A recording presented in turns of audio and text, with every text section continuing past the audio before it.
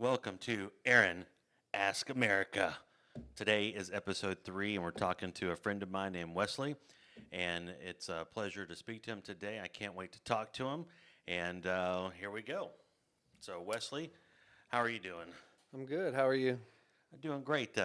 You know, so we actually, we know each other, but, we really don't Yeah. truly know each other. Yeah. So, this podcast with you is, the first legitimate podcast that of my kind of overarching dream that I want to do, which is meet people. Well, we already know each other, but meet people and then hear their story. Right. And for the example that I've used in the previous ones is we didn't have a lot of money growing up, Right. so we invented these crazy games, right? And one of the games that we created was whoever drops five, right?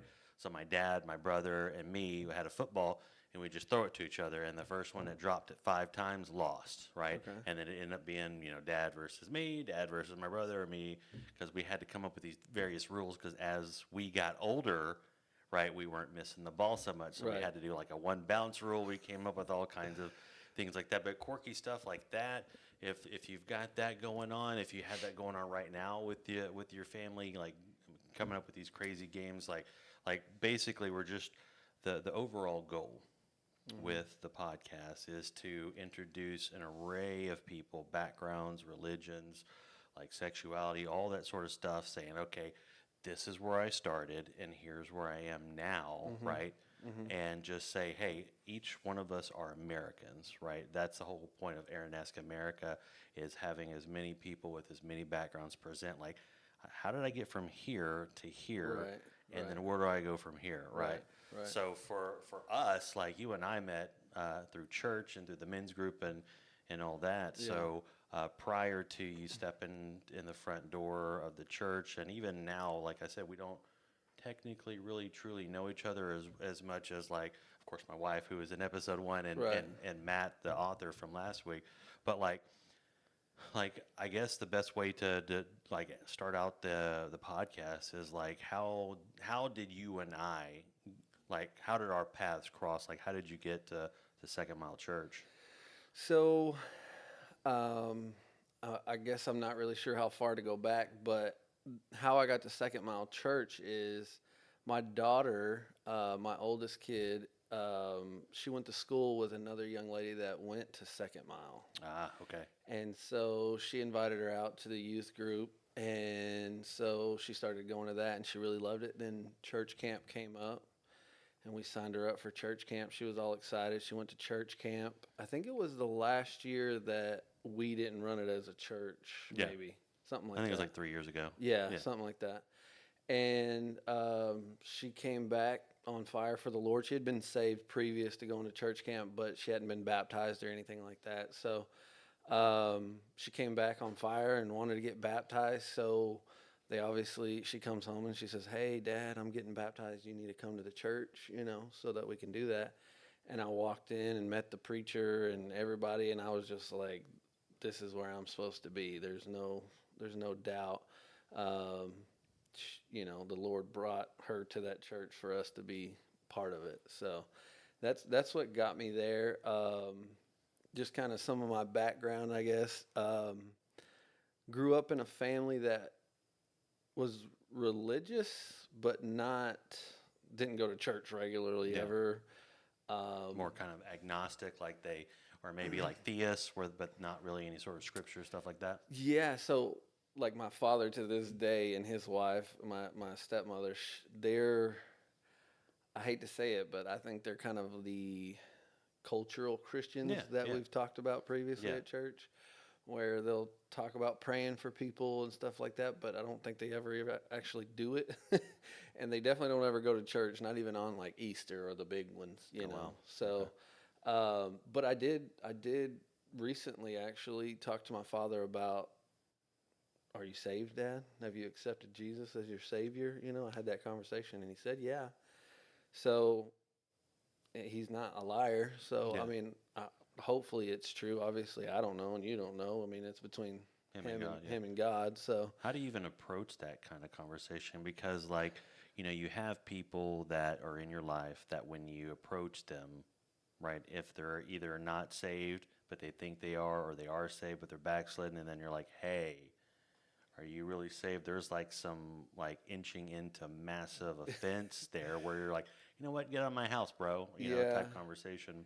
Fortunately, my dad's laid back. It's because he's older now. When Mm. we were younger, it wasn't that way. But yeah, yeah, I just knew it wasn't going to be a problem. He would tell me one way or the other, and it gave me peace of mind because we go to church and talk about people that aren't saved, and the preacher says a lot about how he wants to see all of us in heaven, and the Yeah. people that live around him and go to school with his kids or whatever it is. And I guess it just struck a chord with me that day, and so I called him after we left church, and I was like, "Dad, I need to know. Are you saved? Have you accepted Jesus?" And like I said, there was no hesitation or I don't know or anything like that. It was a yeah. I've accepted Jesus as my Savior. So it's kind of reassuring. Yep. So yeah. Um, but growing up, like I said, my mom was actually who introduced me to Jesus. They separated. I don't even remember my parents being together. That's how Oh, long they've okay. been separated. So, but she loved the Lord. There's no doubt about it. And it's the weird thing because she was a heroin addict. And so she lived a long, hard life, and she like abandoned us at people's houses we didn't even know in the middle of the night before and stuff like that. But it's so weird because there's no doubt she loved us, Right. right? I never doubted that one time as a kid. Even though she was in and out of our lives and all this and that, I knew she loved me, and more than that, she loved Jesus. She just had these demons that she couldn't beat. So she really instilled in me and my brother and sister the ways of the Lord and how much He loved us, and kind of got that ball rolling in our Mm-hmm. lives. Which, with her being in and out, it didn't really take hold until I was probably, oddly enough, I was about 11 years old. Lived in a town close here, and that church drove a bus around the apartment complex Old picking school. kids That's up, old school stuff right taking them there. to like Yeah. vacation Bible school and stuff like that. Yeah. And so we didn't have nothing else to do. We were poor and didn't have any money, so it's They're like, gonna let's give us go to the candy. Let's church. go get some Jesus and some candy. Exactly. Fruit punch. Yeah. So, our preacher talks a lot about how the Lord uses children, Mm-hmm. and they're the spear and all this, the tip of the spear and all this kind of thing. And it's in my life, I can concur with him 100% because I started going to church. I got saved and baptized. I mean, I started wearing like nice clothes to school. I tried to dress up like in my Sunday clothes and wear it to school. I was reading my Bible in school in the middle of public school, mind you, with no push or confirmation or anything at the house. This was Yeah. all just the Lord working through me. And then one day they say the devil attacks you. Well, one day I was selling candy to go to church camp, and the money came up missing. To this day, I still believe it was my stepsister who was at the house with us, because it was only me, her, and my parents. My parents didn't take it. I didn't take it, but it was gone. Yeah. So that's how the devil got a divide in there, because I was so embarrassed I couldn't go back to the church. My parents didn't care enough. My dad didn't care enough to like pay the money, Right. and like square it up kind of thing. And so I just didn't have any way. So I went, from my teenage years all the way until like 3 years ago. I would go to church occasionally. I think I was like that cultural Christian, Yeah. Easter, I was in a church and things like that, but it was never really important until my daughter took us back. So, but I've just been on fire for him, and it's really, changed my life and my kids' lives and things like that. So I'm just really happy that happened. Yeah. So, like, our story, and I can only tell parts of it, but our story of how we got to Second Mile was we were going to a church down the road, and we had been going there for 8 years. And the pastor at the church was like, hey, and this essentially, okay, this church is dying. I need to start putting my resume out to go to a different church, right? Mm. So I'm helping him, right? do all this stuff to find a church somewhere else. He can't find anything. We know he's trying to leave. So, I do a show on the internet, right? It's called Fire Resistant, and me and my co-host, and thank God my co-host was there when this happened. But like, the pastor comes in, we're about to stream, and um, I tell him, I was like, hey, I know you're trying to find someone else. I'm helping you. I was like, but I think it's time for me and my family to start, you know, we're approaching the end game here. You're going to find a job, and this church is going to die when you find a job. It's time for us to step out away from this church and go find somewhere where our kids can fly, right? And you would have thought that like I stinking shot his mom or something. Like he melted down in front of my co-host No and way. everything. Yeah, there was a whole there and it happened. There was a whole bunch of stuff that happened that night, right? Yeah. So fast forward, we left that church immediately, right? That night, that was the last time we stepped foot 100%. in that church, and at Second Mile where we're at now. So Second Mile used to be called Parkland Baptist Church.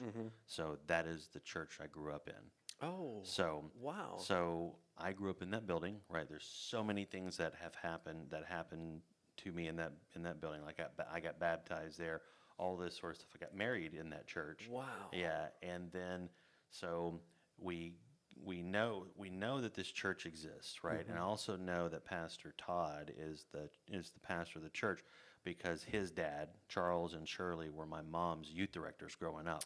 Yeah, trust me. There's a lot to it. Yeah. Wow. So when we walk in the door, we already know that who is there and why that they're there. So there was a lot of emotion because we just got destroyed essentially by a previous pastor. We're walking into a building that not only did we get married in, but I grew up in, and a pastor whose dad was my mom and dad's youth director. Or I'm sorry, not my Wow. mom and dad, but my mom's youth director. So there was a lot of emotion, a lot of potential, like, hey, we're going to go here because it feels comfortable, all that sort of stuff. So we went into the church, and the very first time that we went in there, we sat back row, super emotional. PT preaches a sermon, right? Doesn't know that we're there. I mean, he knows that we're there, but you know what I mean. Yeah. The sermon, he didn't know what was going on. He preaches a sermon of, doesn't matter if somebody's slandering you, you get up and you keep moving, you keep working. So like, Wow. we like knew that we should be there, but again, I was so like, hey, I don't want to walk into because there's a lot of stuff that's happened in this building, like a lot outside of just my own marriage, but a lot of stuff whenever I was a teenager, as far as the youth group and everything. So like, we went and visited a couple churches. That was in first week of March, 2020, right? So we go and visit a couple churches. Then COVID happens, shuts everything down, and then we just start attending the church digitally. Yeah. Yeah, for until they open back up, and then we were done. That was where we were going to be at. So Yeah, that's and we started. amazing. Yeah, so it's pretty wild. One of the things that PT talked about, because when he saw the first episode with Christy, he was like, man, he's like, that looks professional. He's like, we should go in there and talk about our ties together. And I'm like, hey, we can, because what's funny about it, and then we can move on from it. But like, what's funny about it is he has got a brother named Darren, right? That was like, he was the song leader, but he also oversaw all the vacation Bible schools. So like every summer, because we didn't have a lot of money, my parents would send me to my grandma's house in Deer Park. So I would go to Central Baptist Church, which is where his parents, were, Oh my and goodness. I would be in their VBS, and I would be there every single Sunday. I have tons of memories with his dad, right? Wow. I have tons of memories with his brother Darren. I don't have any memories with his sister Laura. Little tiny memories with his brother Timmy. Zero memories of him. Zero. And we have talked about certain things that happened at the church where I was there and he remembered, not me, but the scenario. Right. So like, he was there, Right. I was there, but zero memories Wow. at all of him. And like, so that was an old school Baptist church, so there was chairs at the front.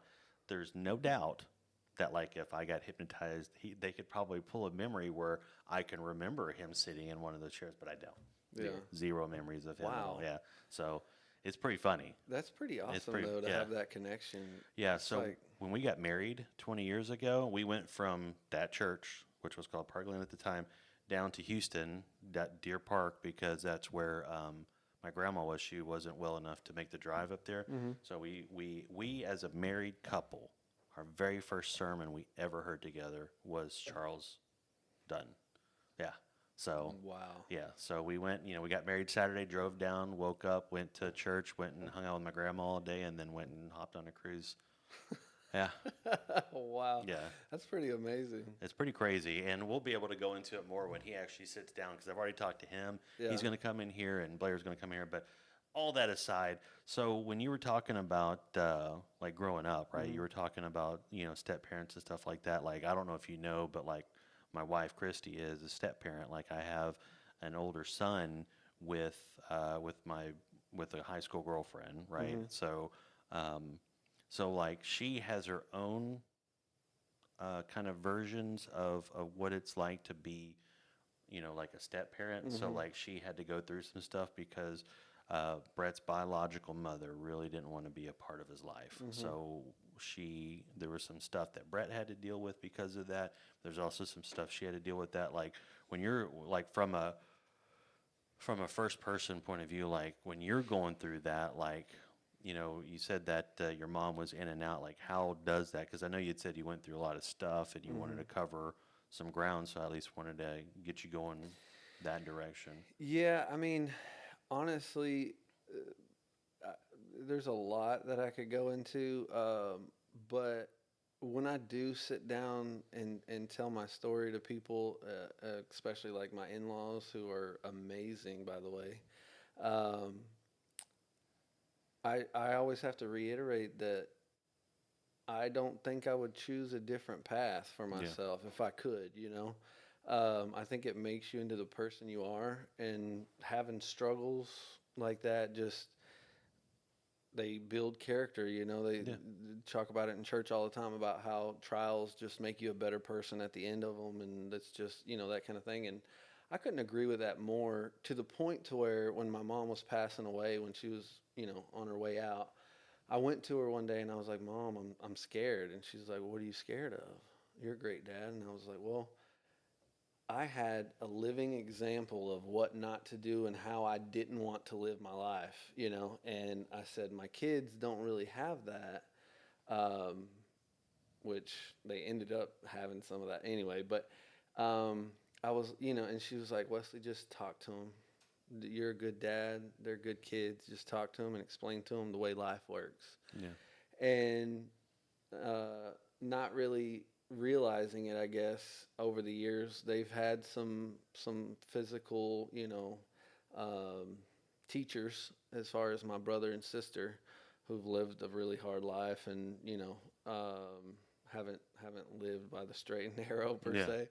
So they got to see it right there, for themselves too. But I can distinctly remember one time whenever we were kids, me, my brother, and my sister. I do have another brother, a half brother and a half sister up in Wisconsin that my mom had before us. But when we were together, we were going on a trip with my grandparents, my dad's parents, and we lived a life. I guess we at that time were probably staying with my mom, but we lived a life where whenever you got in the car and drove somewhere, number one, you're constantly watching the gas gauge because we never had a full tank of gas, right? Yeah. It was always like, hey, here's 87 cents. Let's see how far we can get, you know? Yeah. And then you're also worried about police because there's no registration or licenses or insurance, Yeah.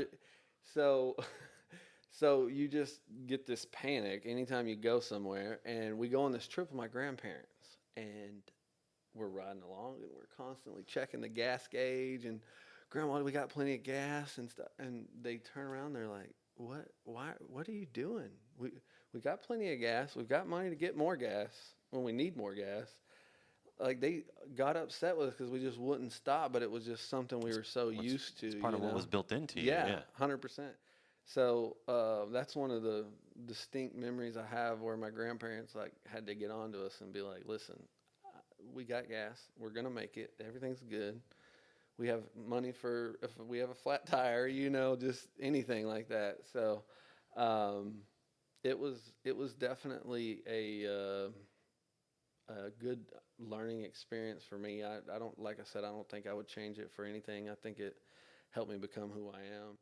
And one thing before I forget, I wanted to talk about when I got into church, and this is something I want to bring to our church too at some point. Right now, I've got a bunch of little kids, and there's 10 million things going on all the time, as you can tell, because I don't go to the men's meeting all the Yeah. time. But we did they called it soul winning. Mm-hmm. Thursday night soul Door winning. knocking. Yeah. Door knocking. Yeah. Used to do it a lot. And I learned so much, and I could quote the Romans Road and do Hmm. all these things as like a 11, 12-year-old. And I just thought it was so amazing. And we would save people, as far as we could tell. We'd let them with the prayer and all that kind of thing.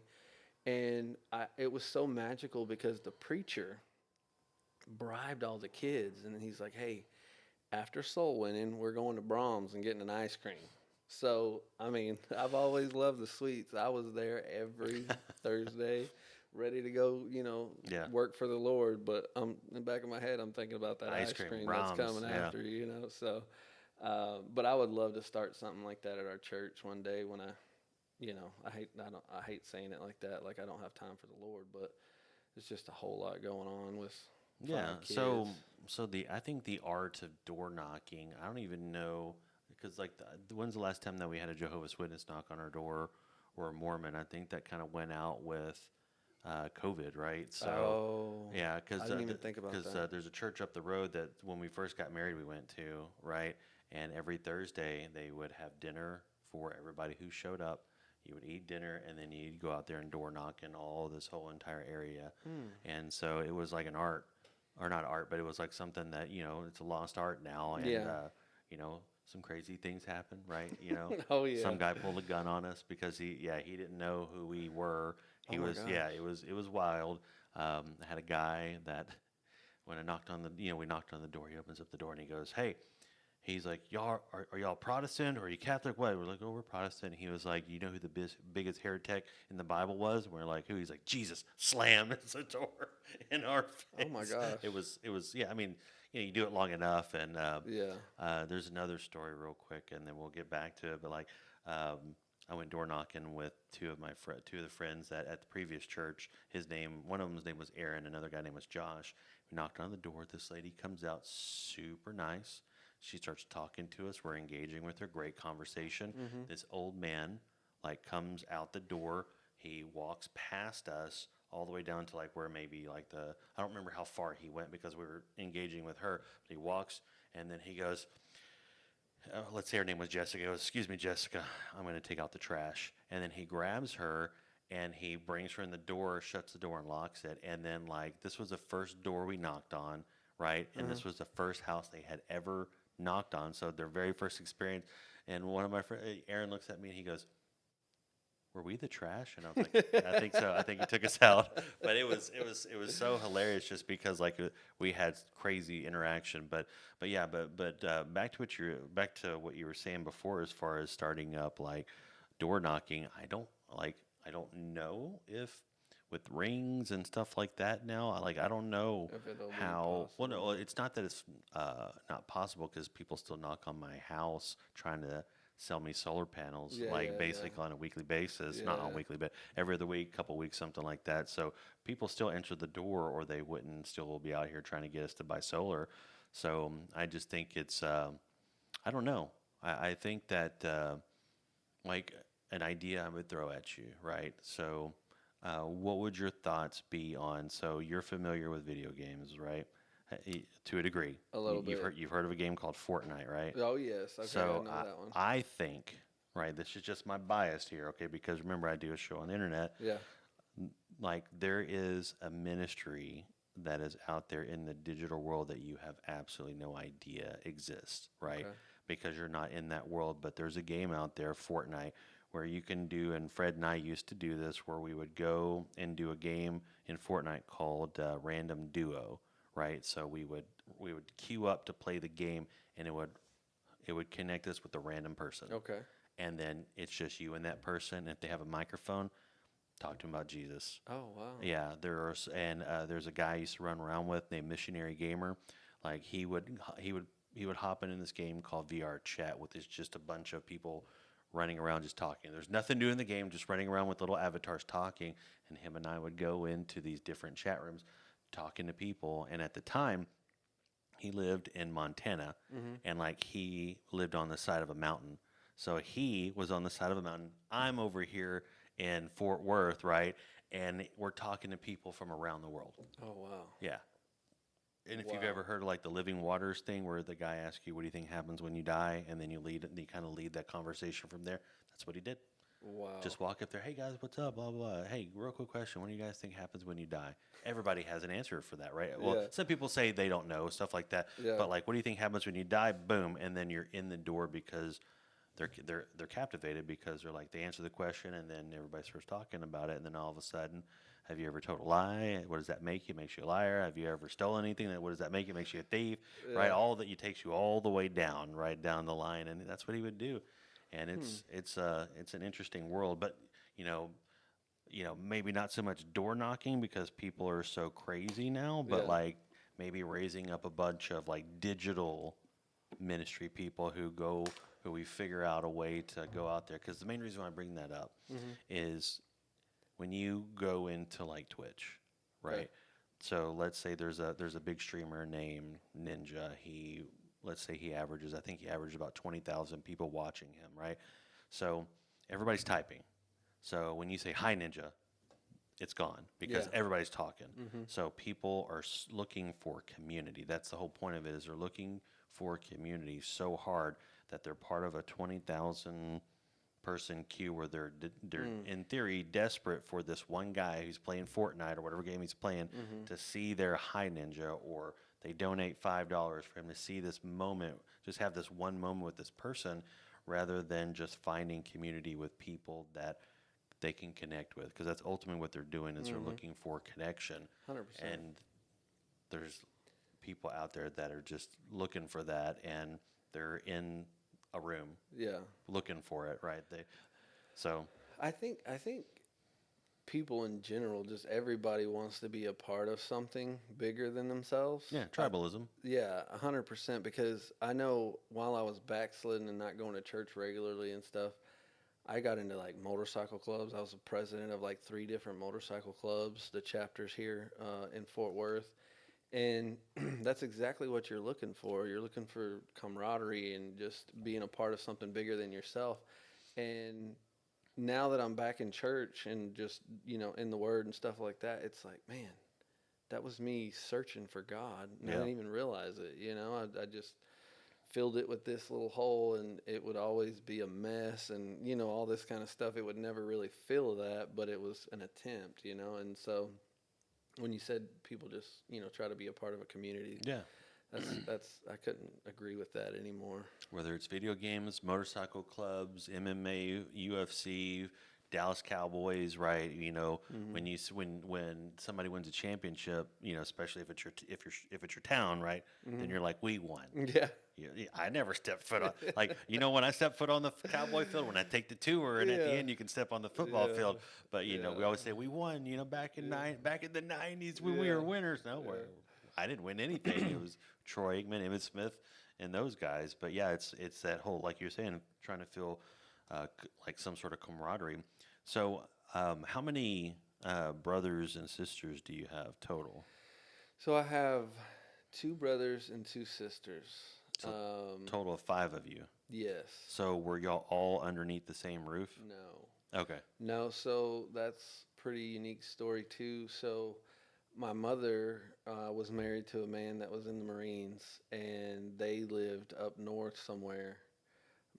They're in Wisconsin now, but I think they've kind of lived in like California, a couple different places. But anyways, as we were growing up, my mom would talk about them, her kids with this other guy, and it was a long story that I'd rather not talk about. But she had to leave, and she left them there. But she would always tell us about them, and it was, early in technology and Facebook and all these kind of things. I don't remember what year it was, but anyways, they ended up doing some kind of a search and found my dad's sister-in-law who lived in Texas, and we lived in Georgia at the time. And she gave them our number over there, and we ended up. They came down, they flew down. I met my brother and my sister for the first time when I was in high school, so I must have been, 15, 16 years old. And it's crazy because the bond I have with my older brother is really, really strong, and we don't even talk all the time, Yeah. but we're both kind of the same person that tried to come up out of it and make a better life, whereas my two sisters and my other brother, they've kind of struggled. They've tried. I mean, they're good people, but they have a hard time, excelling in life, I guess you could say, or whatever. But um, so me and my older brother, we get along real well in that manner because we've kind of, changed our paths, I Yeah. guess you could say. So, but yeah, I was like 15 or 16 years old before I even met them. Wow. And they found us. So it was pretty weird, but it was definitely one of those things where you knew, like this is definitely my brother. This ain't Yeah. some kind of hoax or something, going on. So So did you grow up? How many kids did you? in our house we had three. Well, Three. originally we had three. My dad had three kids, and then when he married or got with my stepmother, which they didn't get married for 26 years. Oh my goodness. Yeah, They were married. something like Yeah, that. they were married. Yeah. Yeah. Well, she had two daughters too, and so there were five of us in that house, five kids in Wow. that house growing How many up. rooms? Was it a 3-2? Um, we've lived in several different houses, but I can't even recall like how many rooms. I know I would share because there was two boys and like three girls. Yeah, that's what I was asking. So Like, it did was you have to share? yes, Okay. absolutely, Yeah. absolutely, yeah. So like we had to my brother and I had to share a room. I think once, maybe twice, when we lived in an apartment. Mhm, It was a 2-2 or it was a 2-1 apartment, mhm, and we had to sleep on mattresses on the floor mhm. Oh because yeah. yeah. So and like our beds were like not next to each other, but basically right next to each other. Mhm, Right, there was mhm. like a night light between us, and it was my night light, and he kept unplugging it. And why would he do that? I'm scared of the dark. But the reason why I was asking is because I remember that time of having such a small space, and having what you said, 5 kids in there. Like I Mhm. couldn't imagine. Yeah. And later on in life, I asked when my mom and I were talking about kids, she said she wanted a total of 4. And I was thinking, like, 2 extra bodies. I don't understand that, right? That I couldn't even comprehend like 2 more personalities. So like having, in your case, 4 other Mhm. personalities in Mhm. in the house. And my brother and I are total opposites. He's like a hobbit, right? So Okay. he always would stay in his room. He had a workout bench. He would watch TV and just lift weights in his room. Wow. And yeah, he didn't really have any friends or nothing. That's just what he did. And he played basketball at school. He'd play basketball, come home, stay in his room, shut the door. So Mhm. that was his life, right? Mhm. But for so my existence, he didn't beat me up a lot, right? So we were only 3 years apart, so there wasn't. I mean, there was a lot of fighting when we were a little bit younger, but like once he became shut the door, I'm just hanging out in my room type guy. Mhm. Like my life got a lot easier. Yeah, yeah, So, yeah. but for having like 4 other personalities and stuff like that, like I couldn't imagine it. Yeah, it definitely was special sometimes, for Yeah, sure. But especially with 3 girls. yeah, oh my gosh. Yeah. Um but for my younger brother, he's older than me. I'm the baby. Hmm. So for my The my hated one. Did they hate you? Did all the rest of the kids hate you? yeah. Yeah, pretty much. I was But the youngest, so I know. I get. I know there's yeah. only one above me, but I get Yeah, it. but my other brother, we shared a room all the time, and I can remember sharing a twin size bed, for years and years and years. And that's another thing that builds camaraderie. I love him so much, and I've Yeah, done so much for him in his life, and just been there to support him and different things like that. Because we have a bond. Now, don't get me wrong, you put us in the same house for like a week, and there's gonna be some chairs flying and stuff like that. Like, I don't know what it is. We can't be together too long because we'll start fighting. But I just, I couldn't love him any more than I do. He's a great guy. He's definitely that guy that deep down he's the salt of the earth. Yeah. And he wants nothing but the best for him and anyone around him. But again, he just has some demons that he just can't beat them, Yeah. And he keeps trying, and that's all you can do. So Just continue praying for him. Yeah, Continue absolutely. praying for him. I went down a couple months ago. I don't know, 3-4 months ago now, and he got baptized at the church. Nice. He's down in Houston area. He got baptized again down there at the church, and so I went down there to watch that and celebrate with him and all that kind of stuff. Good for him. So, yeah, I try to motivate him to stay in church, because one thing that can win, one thing I know will win, is Jesus. And if you're able to just completely submit, it'll happen. So with all of those bodies in the house, like, is there? Because you had mentioned that you were staring at the gas light, all that. So before I ask you the question, let me tell you my story real quick with the gas thing. It's really quick, but so our gas tank meter, because now it's all digital, right? Meter was busted, so my parents would have to gauge the mileage by the mileage. Yes. So if they filled up and she forgot to twist the knob to reset all the zeros, because it was a old school spinner thing too, it was a guessing game for them. So they would have to, because I remember it was 253 miles, right? That then my mom would start freaking out. She's like, "Oh no, we're at 240." You can remember that number? Yeah, 250, right? It's not. It's not that, but it's like 253 miles. She would always start freaking out, because that's when she knew that it was kind of busted. Because before, I remember it before it broke. When she would fill it up, it would do this. It would go.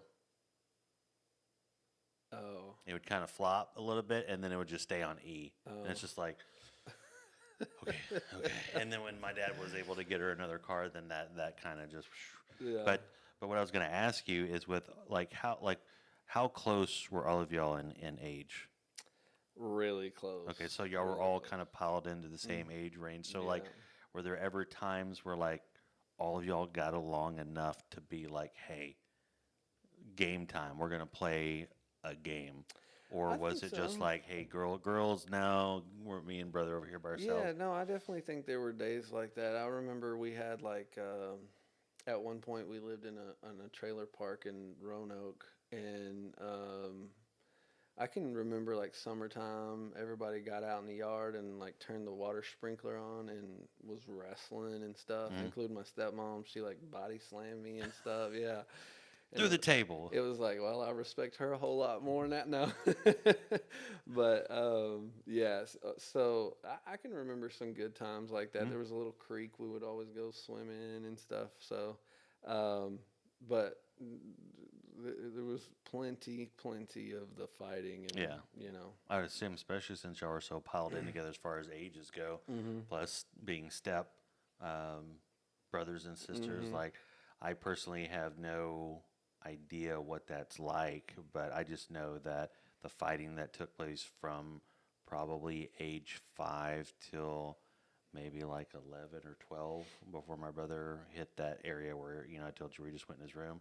So I can only imagine what it'd be like with extra bodies in there, especially with girls, right? So I don't even want to even fathom that. Yeah, and sharing a bathroom with 3 girls. I didn't even think about that either. Get out. Just go. Yeah. Yeah, it was a lot of, peeing on the tree outside and stuff like that. Getting ready in the morning was trouble. Yeah. Yeah. So, but again, it teaches you, and it shows you maybe what you do or don't want in life. You know what I mean? So it's good. And your relationship with all of them are still good now? Not really. My stepsisters kind of drifted. I don't know. I don't really talk to them a whole lot. I see them occasionally at my father's house. Yeah. At functions and things like that. But the last time I called them, outside of being at my father's house, I couldn't tell you. So it's just, I don't know. I think sometimes the Lord pushes you a certain way or something, and you just kind of Yeah. drift, you know. And it's for good reason because they've kind of struggled a little bit too with the abuse problems and things like that. Drug abuse and things like that. So I just I don't know. It's been easy for me to kind of go in this certain path. It was pretty clear and apparent that I didn't want to have to worry about insurance or gas or if Yeah. the car was going to break down in the middle of driving to the gas, anywhere. Like just things like that just got burned into me really young. Like do what you need to do. I mean, I can remember being 10 years old, saving up money, like thinking about bank accounts and how do I start this process, right? And so it was I think different than a lot of other people's Yeah. childhood. There's people obviously that had life way worse than I did, so that's another thing that it puts in perspective. Like, okay, even though you had it pretty rough, there's people way off, way worse than me. So Yeah. at the same time, you're kind of grateful that you did have the life you had. Yeah, 100%. You saying that made me realize that why I'm a penny pincher the way that I am. You saying that like triggered my brain because like, when we go shopping, I'm just like I'm great value everything. And then like Christy is just picking up whatever and like, for latest example, right?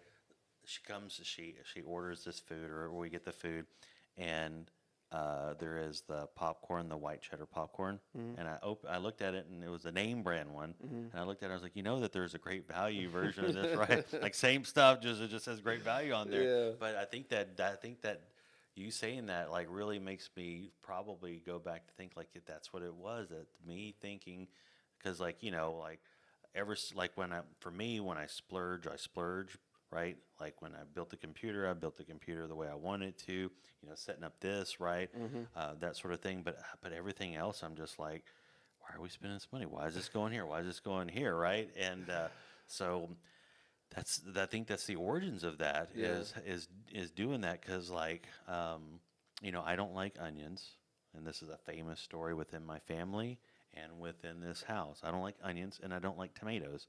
My mom had times were tough, Mhm. so one of the things that she made, and she laughed at me the other day when I talked about it again. Mhm. But it was called onion and tomato soup is Oh. what she made, and again, it was because they were stretching. I appreciate the stretch, Right. right? Right. But like it was basically water, noodles, like the elbows. Mhm. It was water, elbows, chunks of tomato, and chunks of onion boiled, and that's what dinner was. Not once, not twice, but several times throughout my life. And it was like it would it that's what dinner was for the night. And it was Yeah. just like, oh, and like I just ate all the noodles, right? I just left the tomatoes and the onions floating in the water, and I Yeah. tried to drink the water, but the water tasted just like onions and tomatoes. But Yeah. our kids don't have any sort of like the hardest thing for them is eating leftovers. Right. Right. That's Right. that's the thing I've been hassling them over lately is like we lived on leftovers. I'm sure y'all did Oh too. yeah. So like Oh yeah. mom cooks and then like she cooks enough for everybody to eat. Granted, you had more bodies than we did. So like mashed potatoes, right, would last basically like she would cook like mashed potatoes let's say on Sunday and then it would be like Tuesday, Monday mashed potatoes and whatever, Yeah. then Something else. Tuesday was mashed potatoes and something Yeah. else, or green beans and Yeah. corn that she cooked a couple days before. Mhm. So yeah, it's wild these kids, right? Yeah. Yeah. Yeah. I totally agree. Yeah. They have no idea. I try to tell my son that he's fixing to turn 15. And he'll come in and he'll be like, I'm starving, Dad. And I'm like, bro, you have no idea what starving is, okay? Like, and he'll be like, we don't have any food in here. I'm like, we have a lot of food. Man, no. You just have to cook it or Yeah, something. It's yeah, not just a little Debbie cake or something. You got to actually put some work in to make it. So, Um, but you work hard to give them a life that's better than what you had. I know that was my goal. Yeah. And while I've succeeded in some areas, I've obviously failed. No one's perfect in other Right. areas. So, but I definitely think I set a foundation for my kids to have something. Okay, this wasn't necessarily the greatest in my life Yeah. growing up, so I'm gonna fix that for my Yeah. kids.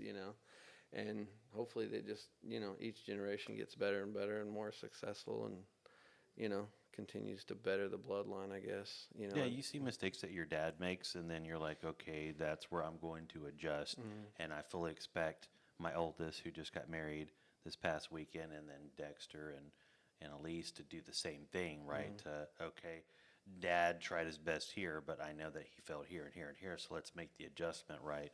My dad, um, he, he realized that because his dad beat him and Mhm. his brothers and sisters, right? Mhm. So he realized that he carried that on his shoulders.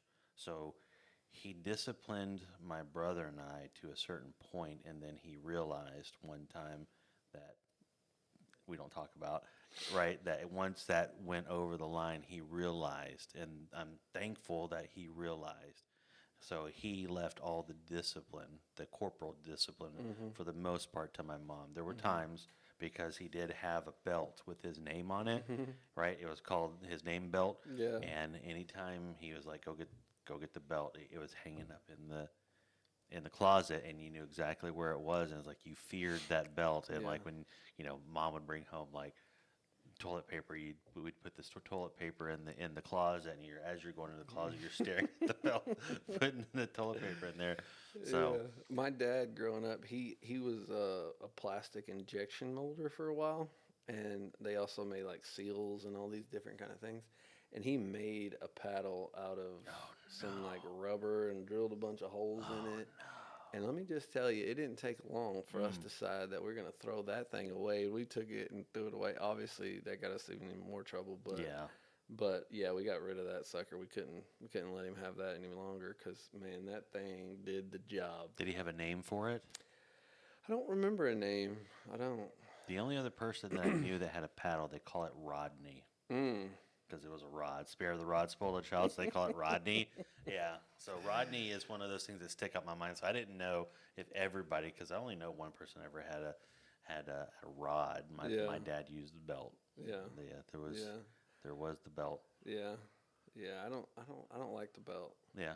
Well, so I've been fortunate enough to like Dexter and Elise. They have been really easy, but it's one of those moments where like when I did have to use it more. So I don't think Elise has ever really gotten corporal punishment except for maybe once. But like with him, when it happened with him, because I never wanted to lose Right. control of it, then you bend it in a specific way, and you tell them, hey, if you squirm, you're going to mess up where I'm trying to hit. Yeah. But The then aim. there was also like a thing that I would do where when he did mess up, right? I one of the things that my parents really didn't like when they disciplined, it was more like it wasn't like a public display, but I at least wanted to make sure that and I never when I say this, my dad never took away my dignity or anything like that, Mhm. but it's something that I wanted to do that I came up with that like I would tell him, do I want to do this? He Right. would say no. Okay, why am I doing this? He would tell me why, and then I would say, okay, I'd use it for a coaching opportunity. Right. Give him the spankings. Usually only one, sometimes two, but generally a one. I think he might have a different story. He's got a better memory than me. But like, then I would shut his door. Right? I would say, when you're done, everything's forgiven. You served your time. The house is Right. paid. Shutting the door, come out, and that's what happened. Like, cry it out if you need to cry it out. If not, then give it some time. Then all is forgiven. The house is paid. Right? Yeah, it's funny you say that too because about your daughter probably only getting corporal one time. That's what I did to my daughter, and to this day I can look at her the wrong way and she will pee in the floor right there. But then you start talking about it. Oh Yeah. yeah, I only had to spank her one time or whatever in her life, Girls are different. and she's like, "No, Dad, you spanked me all the time." And I'm like, "No, honey, I did not. I Yeah. can distinctly remember only having to do this one time, because she my oldest son. Oh my goodness, he was the most hard headed. He's redheaded. Was he like his dad? No, I Oh was a no. great kid. Oh. I was like an We're all great angel. kids. I was like an angel. I mean, and honestly, I think I was like I was very reserved, and I mean, I got into a little mischief, but I never really had like respect issues with my Yeah, dad yeah. because it just wasn't worth it to me. I just always be quiet and do whatever I was told and just try to get through whatever the situation was. But like my oldest son, it was like 2 or 3 times a week for a couple years when he was probably 8 or 9, 10, just kind of, Pushing. and he would Yeah. just not stop. And I'm like, dude, why are you doing this? Don't do this. And he would walk right in front of you and do it. And I'm like, how are we supposed to handle this? But I think it made him a good kid too. Like he straightened up and he made me really proud this year. He's a freshman and he, you know, kind of stepped out. He plays baseball, and he kind of stepped out on his baseball team and was like like a leader religiously, like Christian, pushing Christian stuff. And him and a buddy started like a players prayer group Nice. or Bible study on one night a week, and they would do that. And then also he would try to like counsel other kids that might be getting into a little Yeah. adult stuff they shouldn't be getting into. And he got a bunch of backlash from one kid, like he cussed him out in front of everybody, and then the next day, I guess the Lord convicted him, and the kid like texted my son and was like, "I'm so sorry. I know you're just trying to help me out and stuff."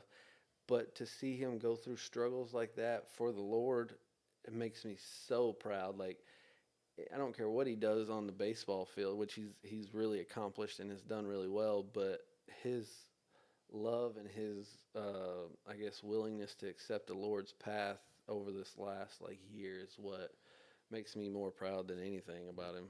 Yeah. And I think it's amazing to see the Lord start like taking over. Because for a long time my daughter was very into God and church and reading the Bible and all that kind of stuff, and my son was just kind of yeah, it's kind of. And then one day we went into PT's office, and PT led him to the Lord, and he got saved right there. He still hasn't decided he's ready for baptism yet, which kind of worries me because it's been a few years, and I'm just like, not that I think you have to immediately get baptized or anything. Obviously, you have to do it when you feel compelled and stuff like that. But I don't know. It makes me feel odd. Like, did he really accept the Lord? Well, baptism isn't necessary to get into heaven. No, I know. Yeah. But it's just a public profession It of your is. It faith, is. and that kind of thing. So if you've accepted him, what's the problem with it? It's just in front of your church family anyway. Yeah. It's not like there's 10,000 kids from school watching, so it's like, I don't know. I just feel kind of weirded out that Does he have a problem with water? no. Because PT's story is he got saved, and I think it took him. Don't quote me on this because I don't know his full story. I want to say it took him like a year and change because he was deathly afraid of water. Oh. So before he got baptized, so I wouldn't look at it too much. I wouldn't look too much into it. I mean, if he's on, Maybe that is something. He doesn't like to take showers. No. he walks around the house stinking all the time. He might be listening to this, bro. Yeah, he'll see it. He's gonna get on me. Yeah. Yeah. Hey, you just said I didn't take shower. Bam! Did you think I was acting that way before? It's gonna be worse now. Yeah. You went on there and talked to him about me. Yeah. What position does he play in baseball? So for the longest time, he was at third base. Mm-hmm.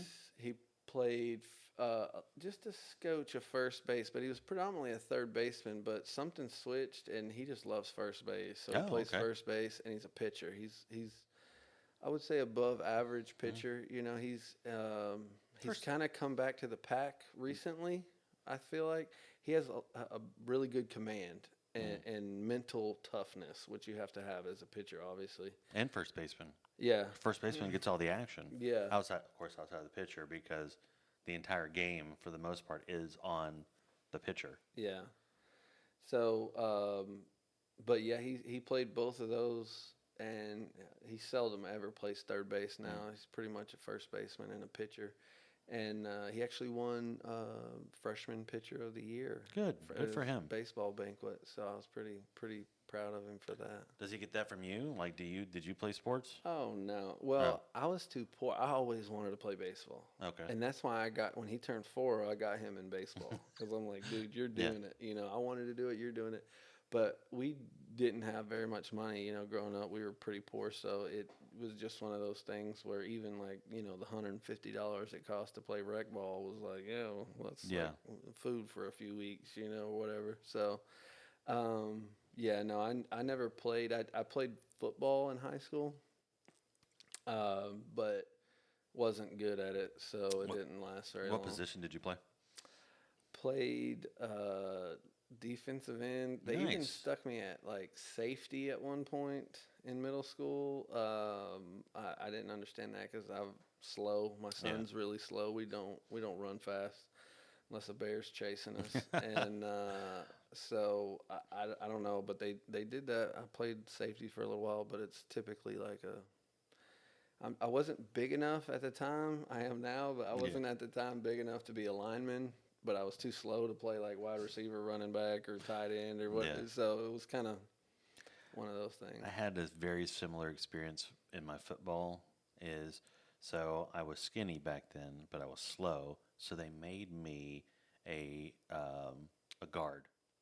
Oh my So I gosh, was always going against people that were just huge. bigger than me. And then like during practice, right, during the drills, our coach, and I don't know if y'all had to do it, but they kept making us do these ones where we would get down in the 3-point stance and then we'd run at each other. Oh yeah, Okay. Like I kept getting like ran crushed. over. Yeah. I crushed. There was a guy named Dustin, right? I remember him. I hated him because Hmm. he was the biggest guy. He should be on the line. And there was one time I remember he hit me where my feet came out, where like I was in the air. Hmm. I had to have been in the air because when he hit me, like I was like this, and I remember still being like up, but like seeing my feet where he hit me so hard that like it knocked me up. And coach was like, "Are you okay? Get up and get back in line." Yeah, yeah, yeah. Yeah.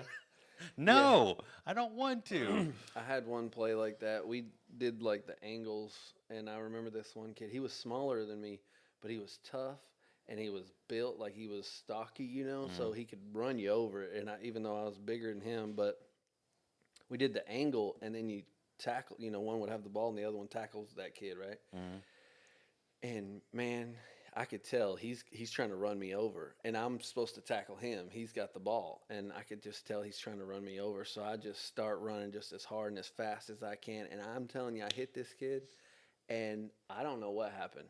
I literally don't think I was all there. Like the next thing I know, the coach is screaming, "Yeah, there we go, Higgs," and like pulls me up by my helmet, and I'm just like seeing stars literally. yeah. And everybody was like, "Oh yeah, yeah, you're good, yeah, Great hit, good job. yeah, You're like, yeah." And I'm like, I don't even remember this. Like, what happened in the last 5 minutes? Because I don't know. yeah, And they always said, "Oh yeah, you hit good, but you're slow." That's like from then on. But at least I had something they thought I was good at. But it wasn't me. It was him. I just happened to land on top. You know what I yeah, mean? yeah. Because the kid lit me up, and I literally, I think I got a concussion, literally. Do you remember? I mean, of course you remember your coaches, but like, do you have any sort of memories with like your coaches at all? Because like, there was a coach, and he was a big guy, like big like I am now, like Hmm. as far as belly wise, and we were having to run because we got in trouble. We were running back and forth from sideline to sideline, and then he just walks up to the line, and instead of blowing the whistle, he's like, "All right, go." And then he beat everybody across. He just burned across. And he was like 280 freaking pounds. I beat every single one of you, blah, blah, blah. We're going to do push ups for like the rest of the day. And that's what we did. Like he was Oh, coach stuff, right? He yeah, surprised us. Like I'm sure if the running backs knew that stinking coach was running against us, like legitimately, but this was in middle school, right? yeah. This was before, I played middle school, 7th and 8th grade, and then I transitioned into cross country, which of course you can't tell now, but that's what I did. And thank God that I did, because I was never going to be good at football. I was barely Yeah. good at any sport in general. Yeah. But yeah, doing cross country was something that I really thoroughly enjoyed with Coach Hood, and Coach Hood was the best coach I've ever had. Wow. And yeah, so many memories with that guy. But as far as like coaching and stuff like that, is there one that in specific, or no? Is it like a big blob? Yeah, I have a terrible memory. Mm, Yeah. So I mean, I can remember. I remember one time. It's not really anything with the coach, but like about the only thing I remember football wise is um, going to two-a-days during the mm, summer. I can distinctly remember one time going out there, and it's like 185 degrees yeah, outside, and you just walk outside and you're pouring sweat down, and then you sit down. I remember sitting down on the ground and we were stretching, and I like bent over a little bit, and there was just all this sweat just pouring, and we hadn't even gotten started yet. yeah. And I was just like, what am I doing? I don't think I'm supposed to be here right now. But I stuck it out and played for a few more years, but it was definitely So, wasn't. so we had a coach. His name was Coach Hudspeth. I'll never forget him. I'm sure he's passed on since then, because he was a little bit of an older coach. Then he'd always tell us about when he played football, and he would be like, "Give him an extra kick or an extra do." That's why he would talk, and he would said it in a comedic way where we knew, yes, when we played other teams, we're not going to be kicking them in the face or kneeing them in the side and stuff Hmm. like that. But he always told us, he goes, "One of these days, I'm gonna fumble the football and y'all can dogpile me, right?" And then he literally waited till like the last practice of the year, and he had the football and he's doing this, he's telling us what to do, and then all of a sudden he was holding the football and he just dropped it, and then he fell on it, right, like to protect the football, and like there was this moment where you're all like, "What is he doing?" Hmm. And then the first guy goes, "Duh, boom," and then it just piled on top of him, and he was Wow. he was an awesome coach. Uh, Both on the field and off the field, right? If you screwed up, then he definitely Hmm. put you through the ringer. But like during lunch period, he would always walk around to all of the players. He knew all of our names, and he would talk to us, sit down next to us, and just talk to us. So it was always a good day when Coach Hudspeth Wow. sat down next to you and started talking to you and everybody at the table. So Hmm. he would just go from table to table to table, and sometimes it wasn't even sports guys that he would sit there and talk to, just be somebody else that maybe, because every coach has to teach a class, so maybe it was somebody from his other class. But Coach Hudspeth was one of the best coaches I ever had, but of course not better than Coach Hood, which was my cross country coach. I spent 4 years with that guy, Yeah. and just funny stuff. But Yeah. Yeah. I don't have any good memories like that. I mean, I don't know. I think just especially when I was going to school, it was like if you weren't one of the really good kids, you didn't really get a whole lot of extra attention like that. And yeah, I never was, and I was okay with it. I just yeah. accepted the situation and, moved on kind of thing. Yeah, so like the cross country was like my sport, right? But like the people, like I had friends that were freakers. I had friends that were Hmm. that were Yep. jocks, because I had friends all over, Yep. but like my core friend, my nerd friends, right? Those are the people that I still talk to today, Oh, wow. right? So all my memories and stuff that like they have all the dirt on me, right? There might be a time where like I have my best friend, if when he comes back into town, I may have him sit there one time, and we may just talk like dirt, Hmm. like here's the dirt, right? Hmm. So there was a story that was that happened that we finally, let's see, 15, 16 years later, finally got to the bottom of it. So like there was this event that happened, and I'll tell the story quickly because it'll probably end up being told again, especially if Daniel sits there, where it was me and like three other friends that we go to Daniel's apartment. Daniel's living with his girlfriend at the time. We're going there to go see a movie, right? Walk in the door. I remember, like, my memory isn't the best, right? Right. But I remember this night because of what happened. I remember walking in the door. There's a pile of money that's like on like the bar area because it was the rent. So Okay. everybody's hanging out, everybody's having a good time. And then, like, it was like, okay, well, Daniel, Michelle's not going to go to the movie. So piling in the car, going to the movie. Mm-hmm. Then we're almost out the door. Daniel goes, hey, wait a minute. We're like, what? He's like, okay, joke's over with. Who took the money? And I was like, what money? And he was like, the rent money. I was like, oh. I was like, did somebody take it? He's like, yes. And then, like, I was like, get back in the house or apartment. And then everybody gets back into the apartment, shut the door, lock the door. I knew it wasn't me. I wasn't going to steal from my best friend. It was his Right. rent money. Right. So whoever was in that scenario had $800 in their pocket, Oh my gosh. right? So, like, somebody in this, and there was, I think there was a total of 8 of us. Let's say there's 8, right? Mhm. So we're like, okay, whoever took it's a joke, blah, blah, blah. Just put it down on the table. Just put it down on the table. Gave him an We out. don't want to call the cops because that's what it was going to come down to.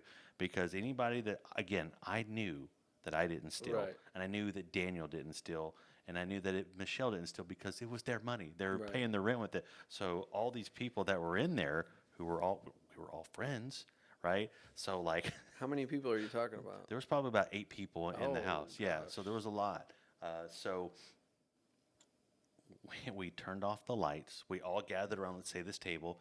We gathered around the table. We turned off all the lights in the house. There was a light that was right over the table that once we turned it off, because we were going to the movies, it was night. So it was pitch black in there. So we're like, whoever took the money, just throw it on the table when The lights when go the off. light's off, and Yeah. all will be forgiven. Everybody goes home. So, like, turn off the light, and then, like, we were going 1, 2, 3. Everybody starts yelling, making noise, all that sort of stuff, and then the light comes on. No money's on the table. So we were like, okay, that means we weren't loud enough. So Daniel says, everybody stay at the table. He goes and gets newspaper. Everybody gets, like, newspapers and stuff like that. Turn off the lights. We start crackling and trying to make it. We're trying to give. Comfortable. We're trying to make it to whoever took the money, throw it on the table. Because when you throw it on the table, maybe they're worried that the noise of the money hitting the table is going to rat them out or whatever. I don't know. Yeah. So, like, start making all this racket. Light comes back on. No money on the table. And we're just like, come on.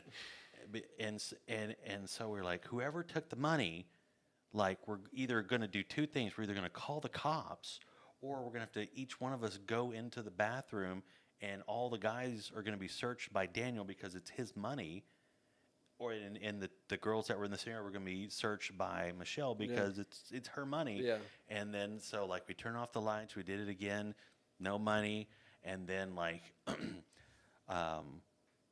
there was a moment that I know that I can remember seeing off the corner of my eye. There was a guy named Matt who was there, and he casually walked into the kitchen and then casually walked back into the area where we were at, and we were just like, somebody's got to do something, blah, blah, blah. And then, like, a guy named Josiah walked around the corner, and he was like, he said, hey, everybody. He's like, Here's the money. do you see where I'm at? And we're like, yeah, why? And he's like, it's on the floor. He's like, did anybody see me throw it on the floor? No, it wasn't me. I'm just saying it's on the floor. And then it was a wild, probably, I condensed that story. It was about a 45-minute ordeal. Oh my god. Yeah, it was wild because, we were about to walk out the door with, and it was, and again, 15 years later, Matt's like, hey, it was me. I was like, we all knew it was you. Oh, We all wow. knew it was you. We kind of Wow. figured it He was. admitted to it? Well, 15 years later. He Yeah. didn't admit it to it that night because Yeah. he was in the car with me, and he was like, oh my gosh, I wonder who would have done that to Daniel. It's like, you did, you idiot. But no, but ultimately it was funny that he finally said that it was him, and I was like, yeah, we kind of knew it was you anyways. But Wow. but yeah, that was a wild story that, like, happened that will stick with everybody who's involved, because everybody who was involved with that night I still kind of talk to now. Mm-hmm. To a degree, but, like, it's wild. It's wild. Wow. Yeah. Yeah, that is crazy. But as far as, like, because I mentioned at the beginning, like, corks or something like that maybe you and your family did. Was there something that y'all, like, did together that you were like, this is specific to, like, our family? Like, did y'all do something, like, on a Sunday, or, like, a weird game or anything like that? When I was a kid or Yeah. now? All right, both. Oh. Let's as just a- start with your kid, because Yeah. When I was a kid, uh, I don't think I can't think of anything that we would do that would. I mean, we had no like, I guess traditions or anything like that that we would do. Um, I don't know. Yeah. Um, and I guess that's kind of bled over to my adult life. I don't know. We try to talk about. Sometimes we do like you know, what'd you learn today? What Like was the weather report thing that we were doing as a men's group. yeah, and then like what was a good thing happened? What was a bad thing that happened to you today? I mean, it doesn't really get done all the time, Yeah. but yeah, we don't really have any kind of deals like that. The biggest tradition we have is my two oldest kids. They always go see their family in Mount Pleasant on Easter. My ex-wife's family. So that's like a tradition every year. There's no question they're going out there. And then now we have a tradition of doing Christmas with my in-laws, which I couldn't talk better about. They're the best people in the world, and they're Christians, and they just more than anything they fill you up with the word while Yeah. you're with them. And because of my lapse of church going, I can't like quote scriptures or do anything like what I mean. I know I love Jesus and He loves me, and that kind of thing. So when you're around them and they can just like fill you up with that kind of stuff, it's so refreshing. I love spending time with them. It's really a blessing to have family and in-laws that are true believers and just push it in you. And they tell us all the time, oh yeah, when y'all are gone, we pray for y'all every morning, and all that kind of stuff. And there's no doubt about that. Yeah. So but yeah, going to Christmas with them is probably one of our bigger, traditions. And then we try to typically do Thanksgiving with my father. He lives down in Waco, so yeah, that's probably it. We don't really have a whole lot of things. Do y'all do anything like that? Yeah, so I think the biggest tradition or the only tradition that we kind of do is well, it kind of came to an end this year. It was kind of sad, so we're trying to figure out a replacement. But for the past probably maybe 17 years, we would wake up early on Christmas morning and go to Denny's. Right, we'd wake up at like 5:30, Mm-hmm. and we would get there, go to Denny's. Denny's has never been the greatest breakfast, but like it was always cheap, right? It's open So too, yeah, yeah. it's always open, and we would eat there, and we'd have the same waitress every year. Her name was Robin, and then she was like the most like brutal, blunt one. Like, what do you want? It doesn't matter if it was Christmas or if you went in there during the week. Oh wow. Like, hey, what do you want? Water? Okay, I'll get that. But what else do you want? They're very direct, but like, so she always made, we would always laugh because she was just so, what do you want? Right type deal. No matter what, she's always high strung. So I think it was about 2 years ago. Well, anyways, so we would wake up early and we'd go to Denny's, eat, come back here, open presents. The kids play, go back to bed, sleep in our Denny's slumber. So Yeah, that yeah, so yeah. that was kind of something that we do. But then also during Christmas, like what Funko Pop is, right? These guys right here, all those over there, the little Oh yeah. square headed things, those Yeah, are yeah. called Funko Pops. And we watch a bunch of Christmas movies. So not all at once, but from basically Thanksgiving Day through the end of the year, we'll try and cram as many as possible. And part of our tradition is we actually have Funko Pops for the movies that we watch. Hmm. So, like Edward Scissorhands, like, you know, that right there. So we have an Edward Scissorhands Funko Pop. So when we watch the movie, we put the Funko Pop underneath the TV, take a picture of it. So now you have the movie with, and we have the Funko Pop, Charlie Brown Christmas, Die Hard. Well, we don't watch Die Hard with them, but you know what I mean. Like Die Hard, like the thing that we need the most, like Funko Pop, is we need White Christmas Funko Pops. But basically that's kind of our tradition that we started is we watch movies and we put the pops underneath the TV, and then during the right around Thanksgiving, we'll line up all the pops across the mantle because Okay. they fill the entire mantle up. Because Grinch, Yeah. Edward Scissorhands,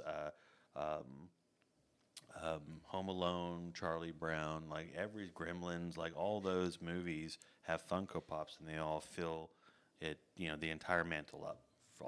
all the way across, and they keep releasing like more. So like if they release like a White Christmas set, there's going to be 4 Funko Pops because there's 4 main characters of the movie. So those will go up there, and there's not going to be any more room. There's barely room as it is, right? So that's our traditions. That's kind of what we did. Yeah. But as far as growing up, there's really no tradition that we had. The funniest thing that ever happened was my parents. Um, they knew that we were going to go to Deer Park for Christmas. Mm-hmm. So Christmas Eve, they knew that we needed to get on the road. So they turned on the TV, and the whole Santa Watcher thing, right? That was back when we still believed in Santa Claus. I mean, we still believe in Santa Claus, but the Santa just happened to be headed toward Texas, right? Mm-hmm. So Dad was like, "Santa Claus is coming. Y'all better get into bed." So Jared and I hop into bed, and I didn't even fall asleep. Right, I hopped into bed. I put my, I was waiting to fall asleep. You're anxious always on Christmas, that sort of deal. Yeah. And then all of a sudden, like 5 minutes later, right, Dad flips on, Santa came. Basically, as soon as we finished opening up presents, they dumped us in the car because we lived out in East Texas, and it was like a 5.5 hour drive from East Texas to Houston. Yeah. So like we needed to get on the road, Yeah, yeah, right? yeah. So it was no more did we finish open up those presents. They had us in the car, and we were off to Grandma's house. Yeah, my oldest son, one year, I got him a dirt bike, or Santa Claus brought him a dirt bike. Yeah, put it together. Yeah, Yeah, good yeah. job, good job, Santa. And then I don't know, it was probably like 3 or 4 years later, I was talking to somebody about the purchase, and he was there, and he was like, "What?" And I was like, "Oh man, I mean, and so I don't know. It's How one of did those. did you grow up believing in Santa Claus? I don't ever remember Oh, that at all. I I don't remember it I can all. tell you the exact moment I found out there was no Santa Claus. Really? Yeah, so You have like to put a spoiler alert on this in case some people are watching with their kid. then maybe we shouldn't talk about it anymore. It's too late now. Just I, go I ahead. did say, well, anyways, my parents would always leave me and Jer, my oldest brother, home alone. Either they were having to work, or maybe they went out on a date. I don't remember why we were left home in this scenario at that time. Mm-hmm. Most of the time it was because of work. They didn't have any babysitters, so they just left us home. Mm-hmm. I had a lot of home alone battles with my brother that should have never happened if there was somebody home. But I needed a toilet paper, so I walked into my parents' bedroom, and I opened up the little cabinet that had the toilet paper in there, and then there's where all our presents were. Yeah. And I opened up, and I was like, "What the heck is this?" And then, I grabbed the toilet paper, shut it, and I walked in there. I was like, "Jared," and he was like, "What?" I was like, "What is going on?" And I didn't Come say take that. a look at I didn't say it like that, but I was like, "What is going on with that?" And he was like, "What are you talking about?" So we go in there, and he was like, Same. he's like, that's blah blah blah. And I was like, "Oh." Try to play it off. I knew that the entire time. Yeah, yeah, I yeah. knew that. I was just messing Wow. with you. But yeah, that's how I found it. I found the presents, and what was weird is how parents just kind of just know stuff. Like my mom walked in the door, and maybe like Jer maybe had mentioned to it, probably not because there wasn't a lot of time. Like my parents went into their room, came back out, and was like, "All right, who was messing with the presents?" And we were like, "Oh no, they know. How do they know that we know?" Yeah. But yeah, that's how I Yeah. found out. Wow. And then the next week, I found out he was real. For all those that were watching, Yes. Santa Claus is real. Reconfirmed. He looks like Kurt Russell. He sings, plays the saxophone. Yeah. Have you ever seen that movie? Uh-uh. You've never seen the Christmas Chronicles? No. Dude, you would love it. Yeah? You would absolutely love it. So, so Christmas Chronicles is a movie that's on Netflix, right? And the premise of the movie is there's this family that had lost their dad. He was Dexter. Was he a fireman? He was a firefighter. They lost him in a fire, and the oldest son has been in complete rebellion because he's mad because he doesn't have a dad, And then so Santa Claus shows up, Maybe I have seen this. and Keep going. and then they hop. I'm not going to spoil the entire thing, but anyways, they find out that there's a Santa Claus, so they hop into a sleigh by accident, and then Kurt Russell takes off, and then when he takes off, they tell him, "Hey, we're here," and then it scares him, and then he crashes, and then the movie is about them finding the reindeer, getting the sleigh fixed, and getting his hat back. Dude, it is hilarious. I think I have seen this. My wife is a Christmas Oh, movie connoisseur, and I think she's put this on before, and I wasn't really paying you attention. you have to pay attention. But It is hilarious yeah, because there's this singing sequence where he's in jail because he gets put in jail because it's Santa Claus, right? Mhm. And he's magical, right? So like he makes all this stuff appear, and then he sings this song.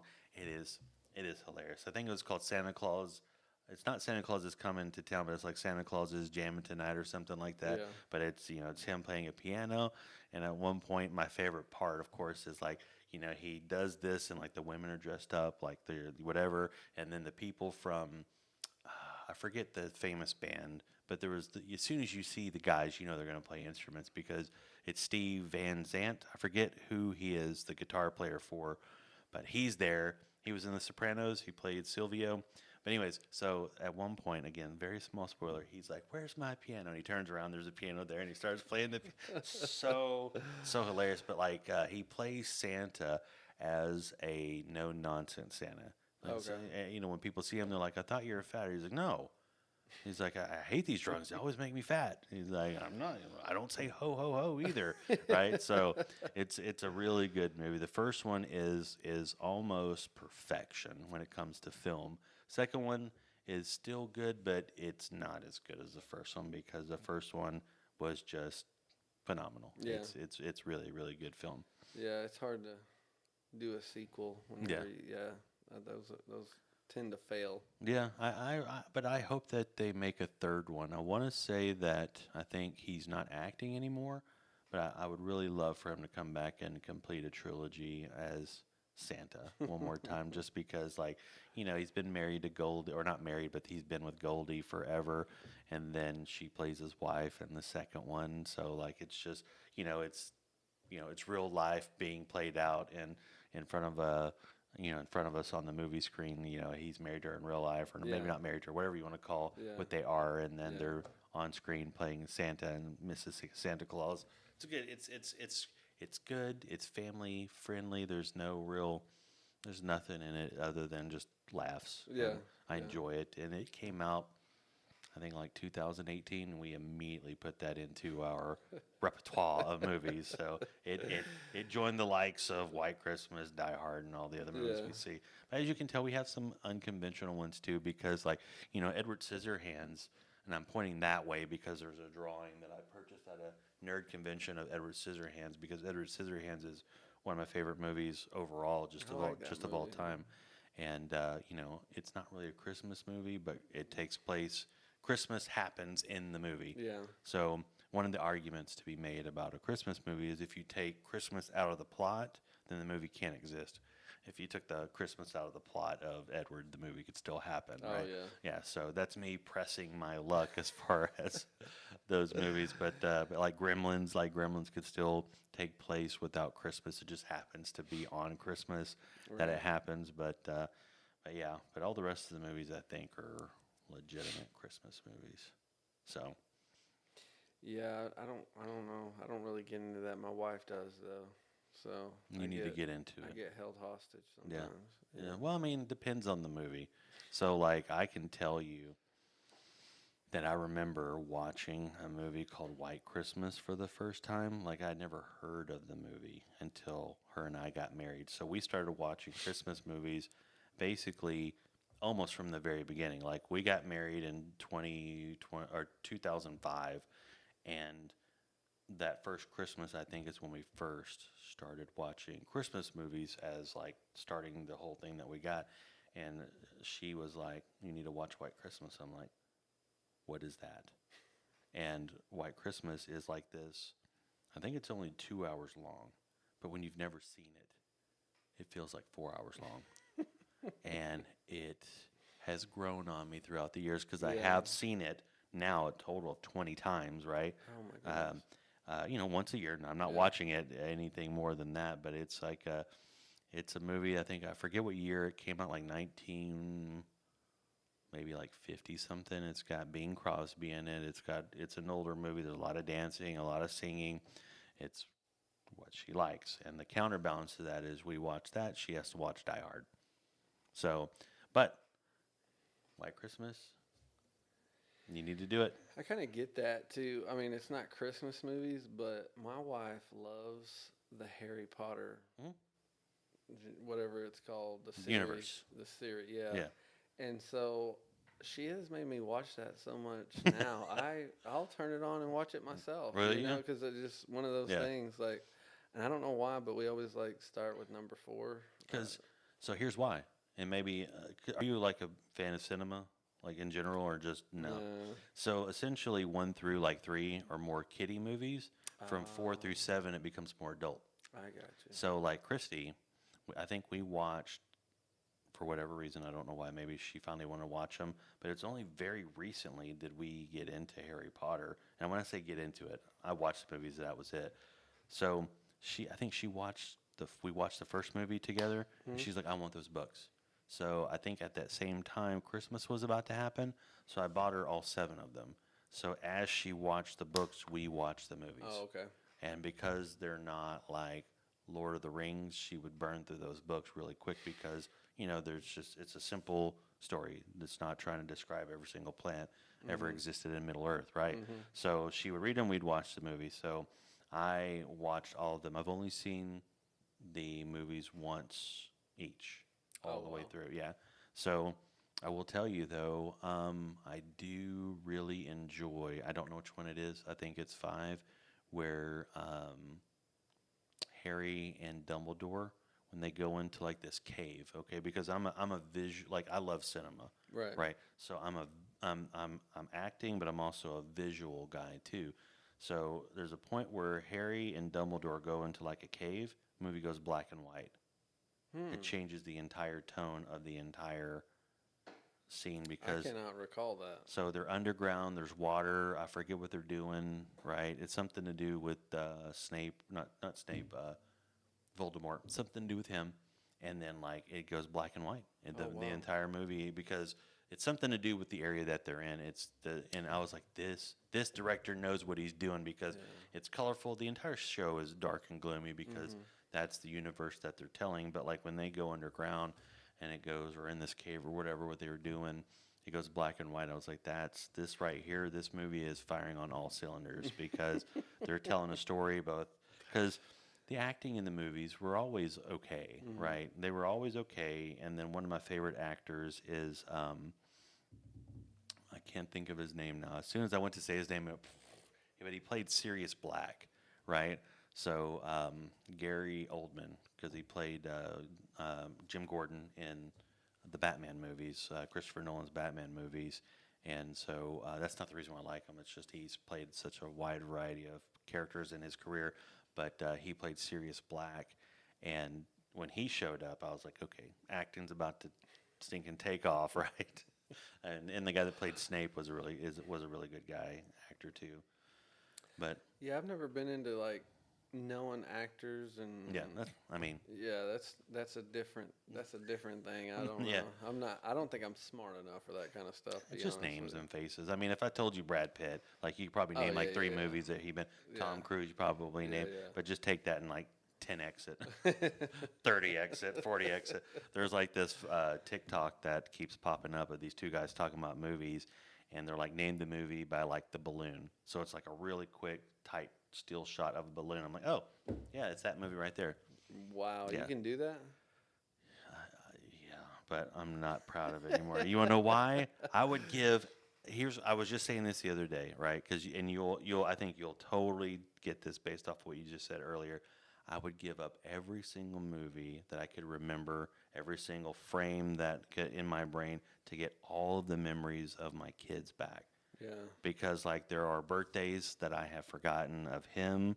There's Mm-hmm. birthdays I've forgotten of her. There's birthdays I've forgotten of my son who just got married. Like there are things that I have forgotten that like if I look at a picture, I can recall it because I'm Mm-hmm. a picture guy. I can Mm-hmm. recall the events of what happened by looking at a picture, but I can't just be like, well, what happened on his third birthday?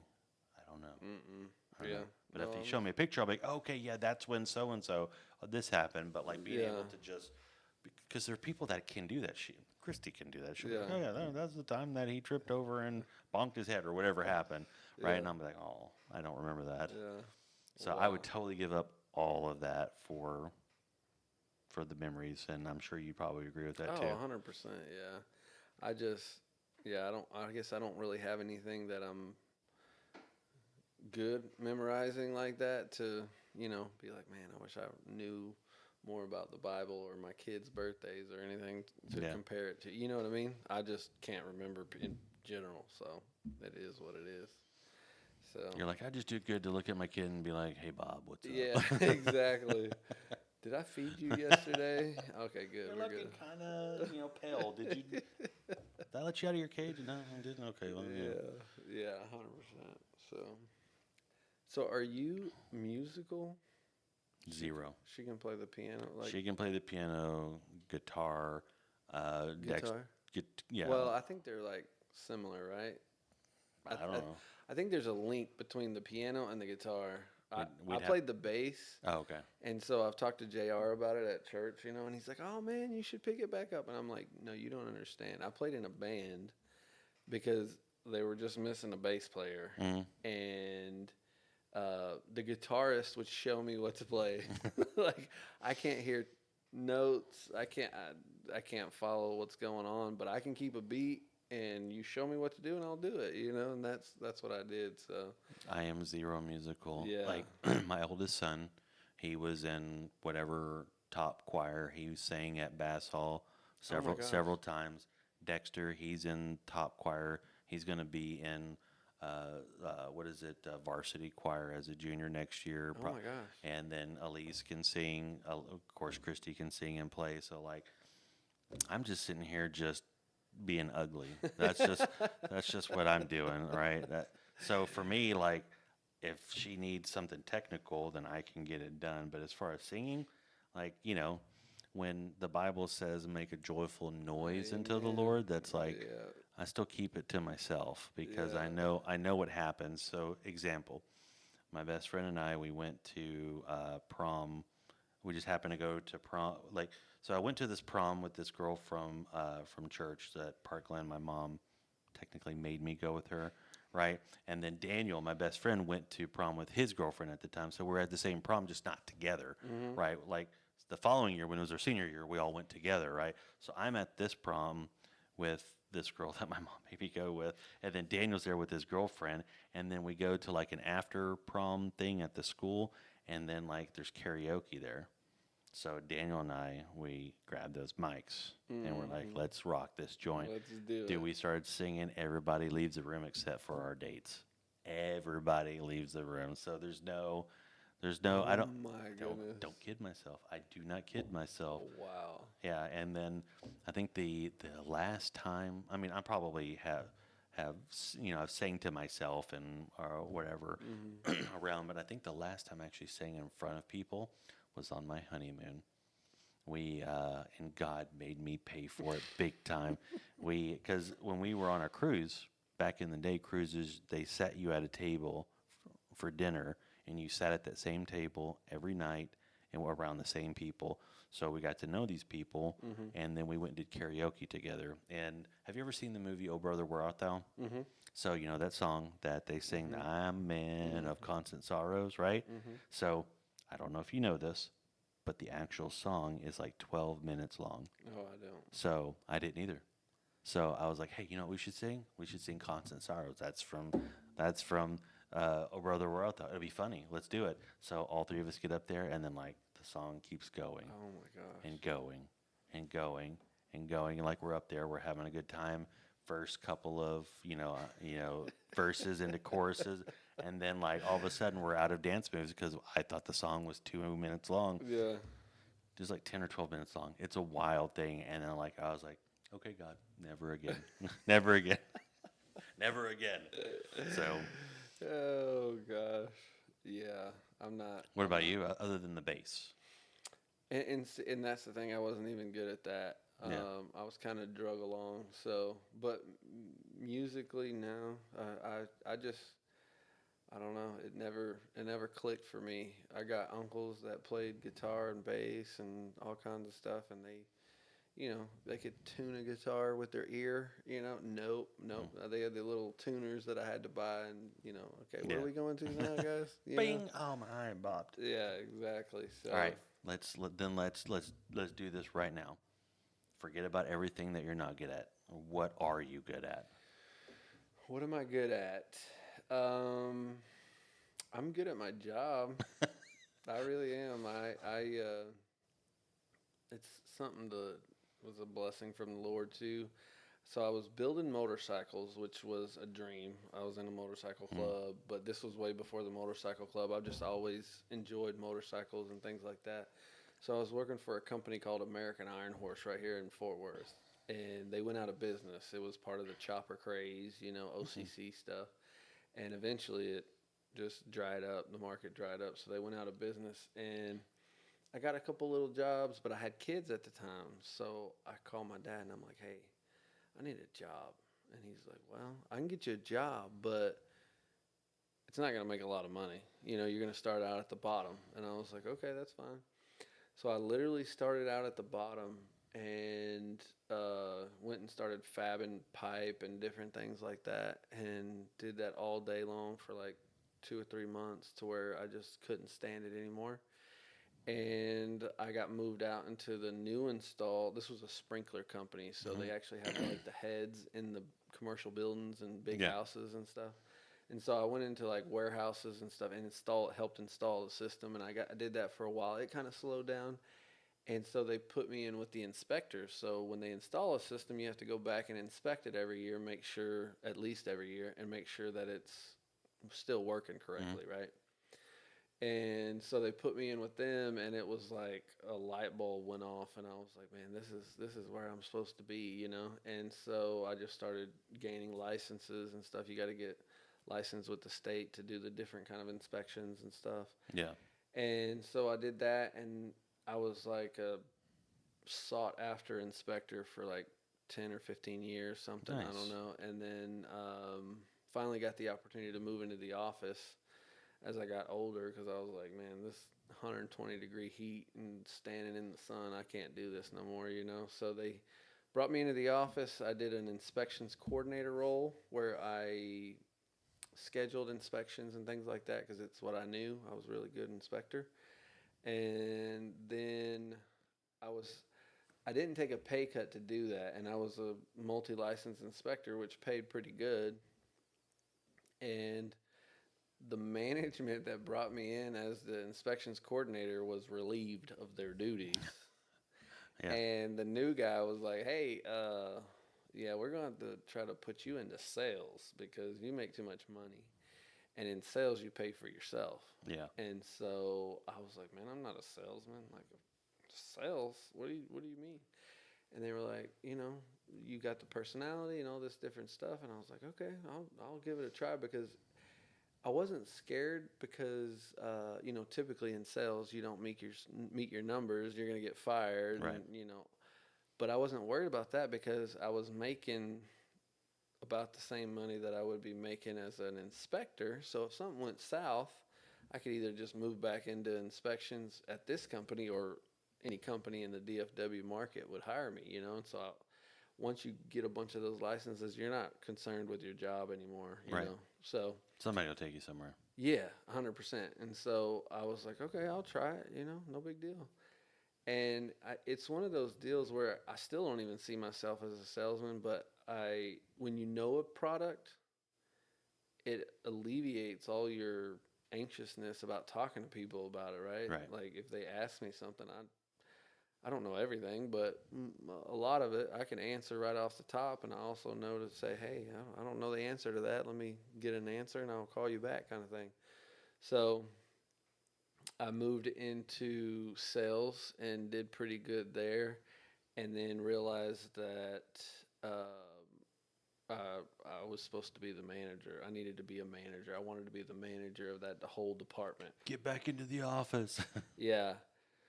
So it came available, and I was passed on um, a couple times to be a manager, and then finally, I, I think there weren't any other options, and so they're like, "Hey, man, your turn," Yeah, kind of thanks thing. for nothing, right? And the department was a mess, and I had to go through all this stuff. I'm still trying to do it, a year and a half later, get things cleaned up. But um, I think this is definitely where I'm supposed to be because I feel like coming up the way I did through the field, I can relate to the guys in the field, and I'm kind of like the player's coach kind of thing, where I'm Yeah. not just some degree guy that comes in and is like, "Hey, why didn't you get that done in time?"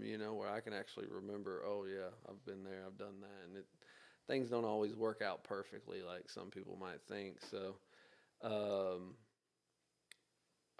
I can relate to the guys in the field, but I also know how to hold people accountable. So you can't be a pushover, right? Being the manager, so. I just feel like it's where I'm supposed to be, and my regional.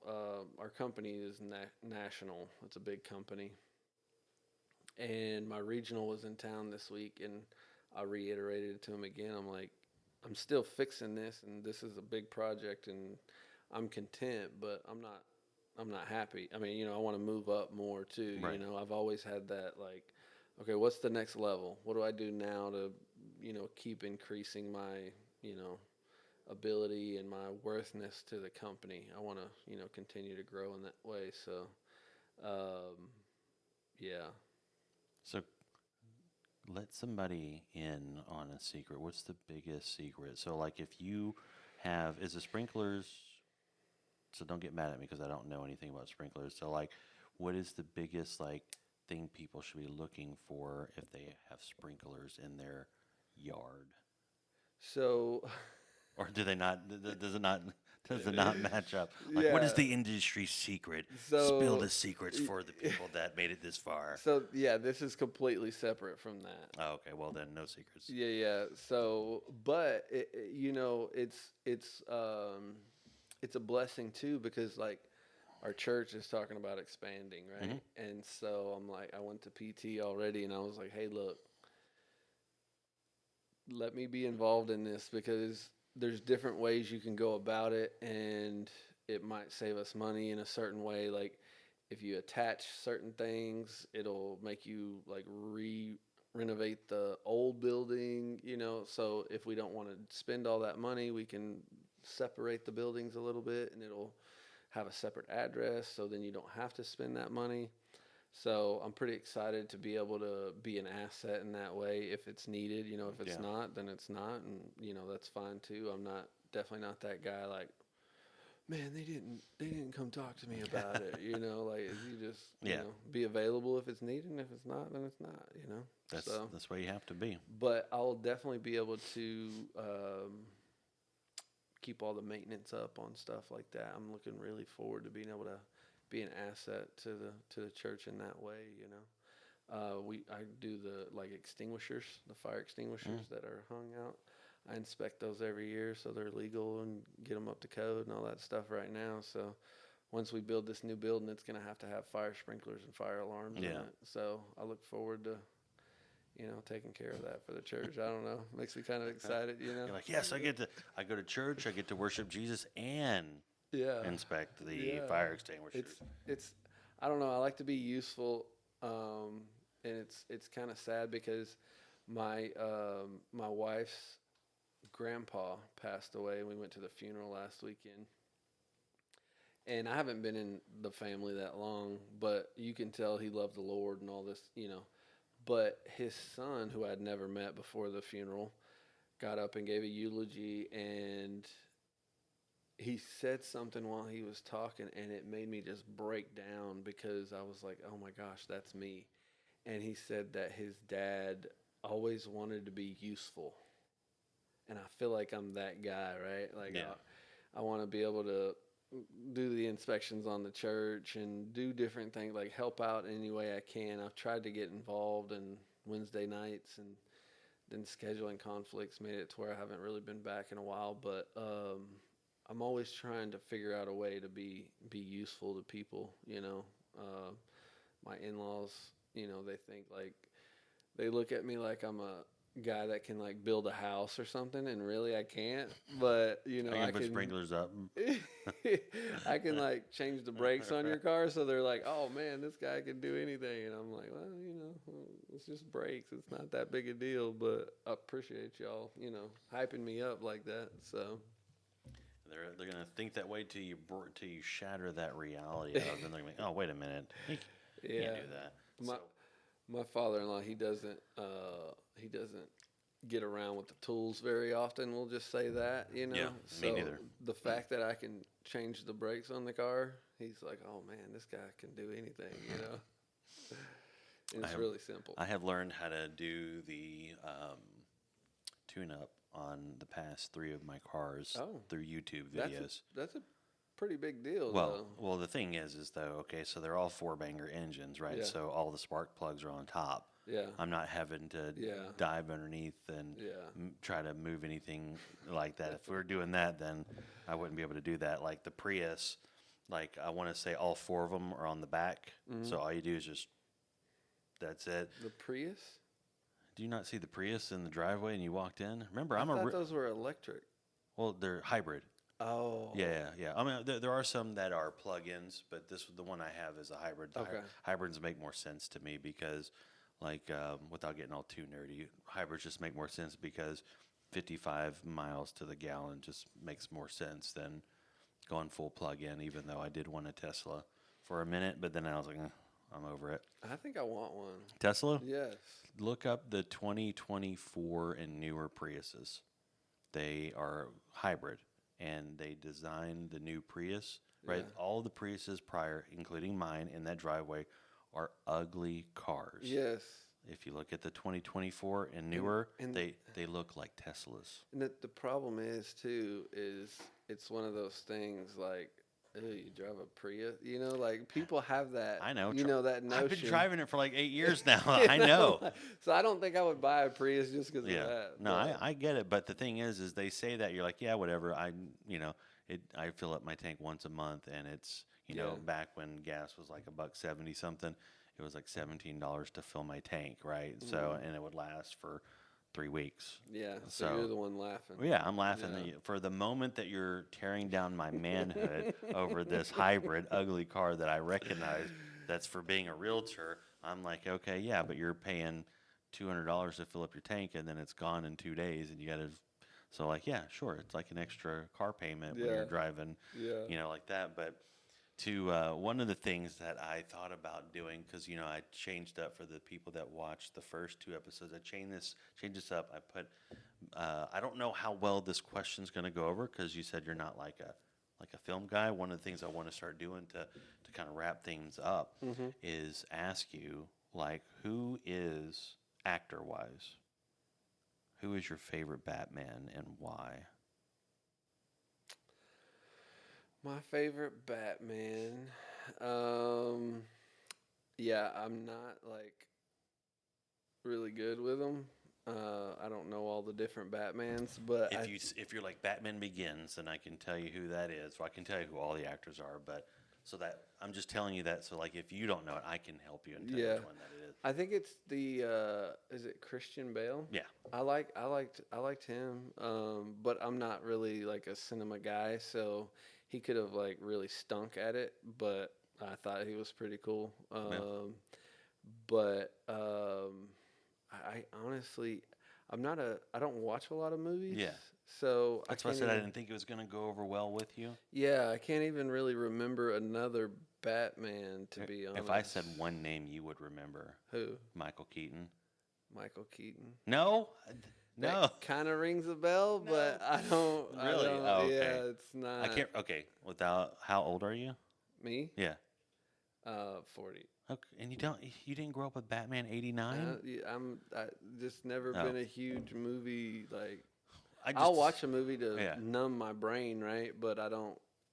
Okay, I just assumed that because I'm 44, so we're somewhat in the same Mm-hmm. bracket. Mm-hmm. So Batman '89 is the big, huge Batman that came out when we were kids. Mm-hmm. So I just assumed that it blew through pop culture to where like you knew that Michael Keaton was Batman, that Jack Nicholson was the Joker, and then like because everybody was involved with that movie for the summer that it came out, right? Because McDonald's, the Happy Meals were Batman. The Batman toys were everywhere. I Just remember that. yeah, yeah, yeah. So I mean, that's who played Batman. Most people say it's Michael Keaton, but for me, like, I'm not going to, I'm not gonna like rake anybody over the coals over it. But it's just like when you say Christian Bale, it makes sense because uh, the the the Dark Knight trilogy, because it was Batman Begins, then the Dark Knight with Heath Ledger as the Joker, Yes. and then there Yeah. was the Bane one, right? Mm-hmm. So like for those, that was like the definitive Batman for up until even now, right? Mm-hmm. But yeah, so it makes sense. I assume that when I ask that question, that it's going to be Christian Bale, just about Christian Bale or Michael Keaton every time. Like when I talk to PT about it, I already know he's going to say Adam West Batman. Do you know who that one is? No. The campy Batman '66, where when he would punch somebody, like Pal would come across the Oh, screen. yeah, yeah, Yeah, yeah. yeah. Yeah, so I grew up watching that. Like Batman '66 is what introduced me to the character of Batman. And I was at my grandma's house in Deer Park, where like there was nothing to do at her house but watch Are you reruns. are you saying PT's old or We already know what? that he's 63, I think. So I mean, shame the devil and tell the truth, right? He watched those things live on TV. We watched them in reruns, and so yeah, that's how I'd watch them. And like, if you ever watch it, they're all hokey, right? And every single episode would end on a clip. Well, so each episode was basically 2 episodes, right? So it would give you to a point, and then there would be a cliffhanger, and then the next episode would finish off the story and be like, "Will Batman get out of this thing? Will Robin be able to do this? Is the Joker going to get through with this?" Tune in, same bat time, same bat channel, and then like I was watching them in reruns, right? So like you would watch one episode and then the next episode because they'd play it in hour reruns. Mm-hmm. So you would watch one episode and you would expect the second one. No, there were so many episodes that I saw that I never saw the ending to it because Oh. they would play like one episode, which was be the cliffhanger episode, and then they would play another cliffhanger episode. Like, whoa, What happened? how did Batman get out of the boiling water? And then Dexter he watched all of them. Like he watched through all 3 seasons because I forget how he got them, but like maybe I did. He bought them, yeah. He bought them, and he watched all of them. So he is versed within the realm of Batman '66. He probably thinks I'm an idiot over here because I don't know all Well, the no, Batmans. because he understands not everybody likes film. Yeah. We're going through that with him, where like I'm trying to figure out, like, because our kids in media are totally different than our association with media. Because Yeah. the way I describe it is, for me to be able to see a dragon, I would have to go to the movie theater to see a dragon. Not that our kids are watching Game of Thrones, but every week on Game of Thrones there's a dragon. So there's nothing to go to like when you go to the theater, like what are you going to the theater for? Right. Because you can see everything on TV now as far as like the draw to it. The scope is gone. Like the Marvel movies were like the last big draw to go to the movie theater, right? So I see that. and then, but then you also have stuff like TikTok, like they're consistently consuming media. Like we didn't, like we had TV, but we also had our parents who'd be like, "What you doing in the living room? Get outside and go Yeah, play," yeah. right? So like they're consistently consuming media, almost 24 hours a day because of the phone. So like their disassociation with something like the Christopher Nolan movies. This isn't Christopher Nolan movies, but like the Christopher Nolan Batman, like he likes those movies probably because of my love for the character Batman, but like will he grow up and be like, dude, I love those movies, like Lord of the Rings. Like I remember staying up and going to midnight showings of all the Marvel movies, the Lord of the Rings, all this sort of stuff because we were hyped up. Like I don't know what this generation gets hyped up about anything other than their phones, right? So like when I tell you he's not going to think you're an idiot, it's because I don't even know if he likes movies. I've shown him. Have you seen The Green Mile? y- I think I don't know if I've ever The- watched it all the way through, but the Tom Hanks, Yeah, where he plays the the guards. Like, jailer. yeah. So I've shown him like that movie Shawshank and a couple of other like epic movies like I like Shawshank. yeah like Gladiator, Oh, Braveheart, like love Gladiator. all the epic movies from our kids or Yeah. from technically I guess our teenage years. And I think he's enjoyed those. You enjoyed those, right? Yeah. Okay, he says yeah, but like I don't know. Again, is he ever gonna walk into a movie and a scene where like Maximus, are you not entertained? Right, throws the sword at the dude, and he's just like, "Are you not entertained?" Like I remember being hyped up about that moment. Like, yeah, what's going on? Ready to flip a table over. Like when I went and saw Fight Club, right? I remember it was us, it was my core friends. We went and saw Fight Club. We went to IHOP afterwards because we went to a midnight showing. So it was like 2 o'clock in the morning. Go to IHOP, backyard, fight it out, right? Like because the movie hyped us up. We were like, yeah, Yeah. the Fight Club, let's do this. But Yeah. like, is there ever going to be like a time for that generation when they get hyped up about anything? I don't know. They get hyped up Yeah. about the Minecraft movie, throwing stuff, water, and bringing chickens and stuff like that. Maybe that's what'll be.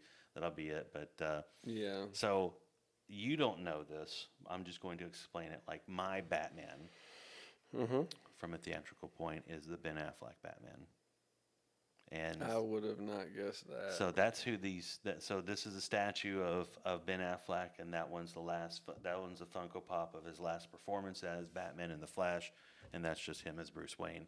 So like and it's all based on the way that the character's portrayed. Right, he had the best suit ever. Right, there's been no other Batman suit. I got Like you. he put on, I think like 20 pounds of muscle. He was like a tank, right? So if you ever just pay attention to Affleck in the suit, like the suit also has kind of like the fake muscles to make it look like he's more muscular than what he is, but he's a tank.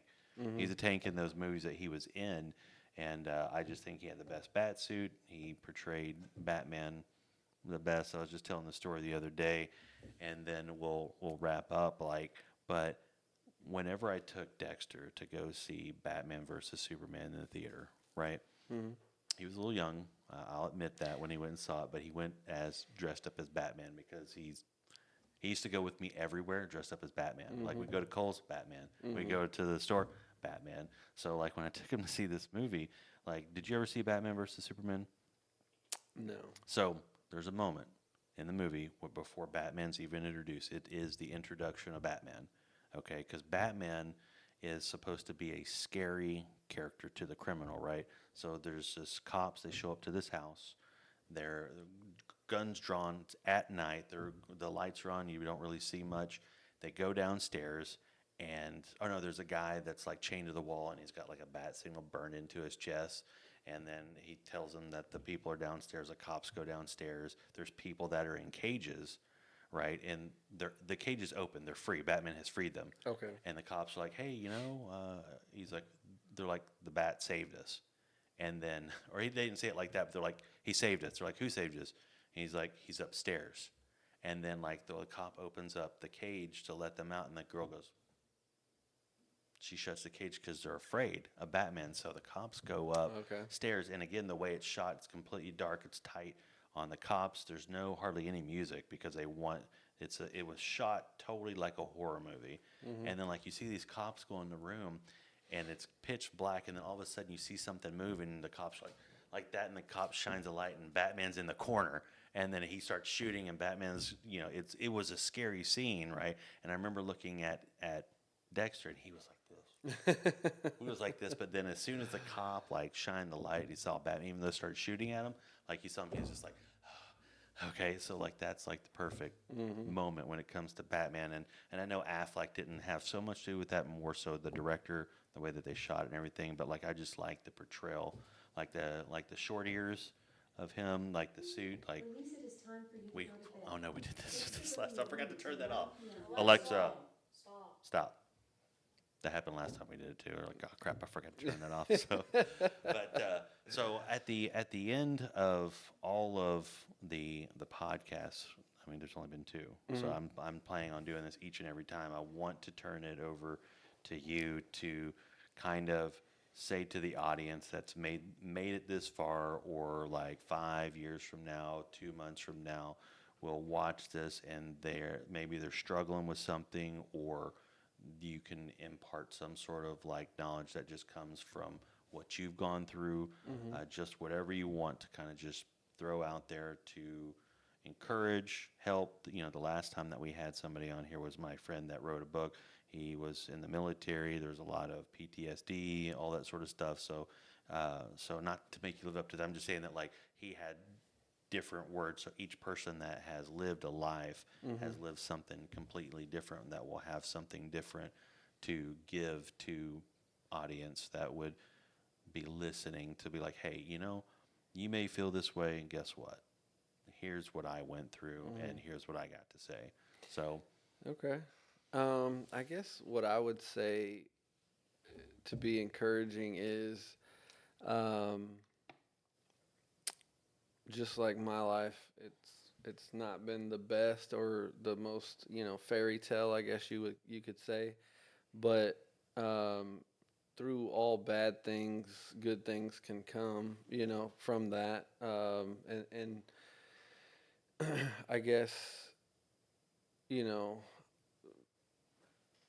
through so many different problems in life or situations in life, I know personally I've just learned that um, it's the Lord working on you. And so if you don't know the Lord, go to church, talk to somebody, because without Him, it's pointless. I mean, I've definitely been in that spot where I was backslidden and didn't really understand why why we even do all this, yeah. right? And so um,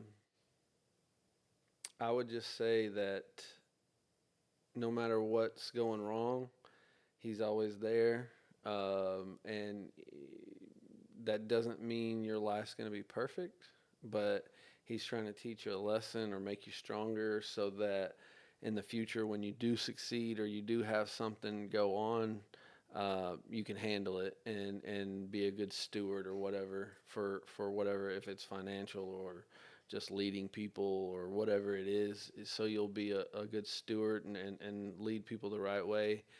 And I mean, I would just say the struggles, I mean, I don't know, they make you a better person. I really firmly believe that. And so in the moment it's hard, but just stay the course and put one foot in front of the other. And the next thing you'll know, you'll be looking back like, man, that was terrible. But look at me now, like I've been brought through it. So I guess that would be my biggest thing I would like to leave with everyone. Yeah. Awesome. I appreciate you sharing that.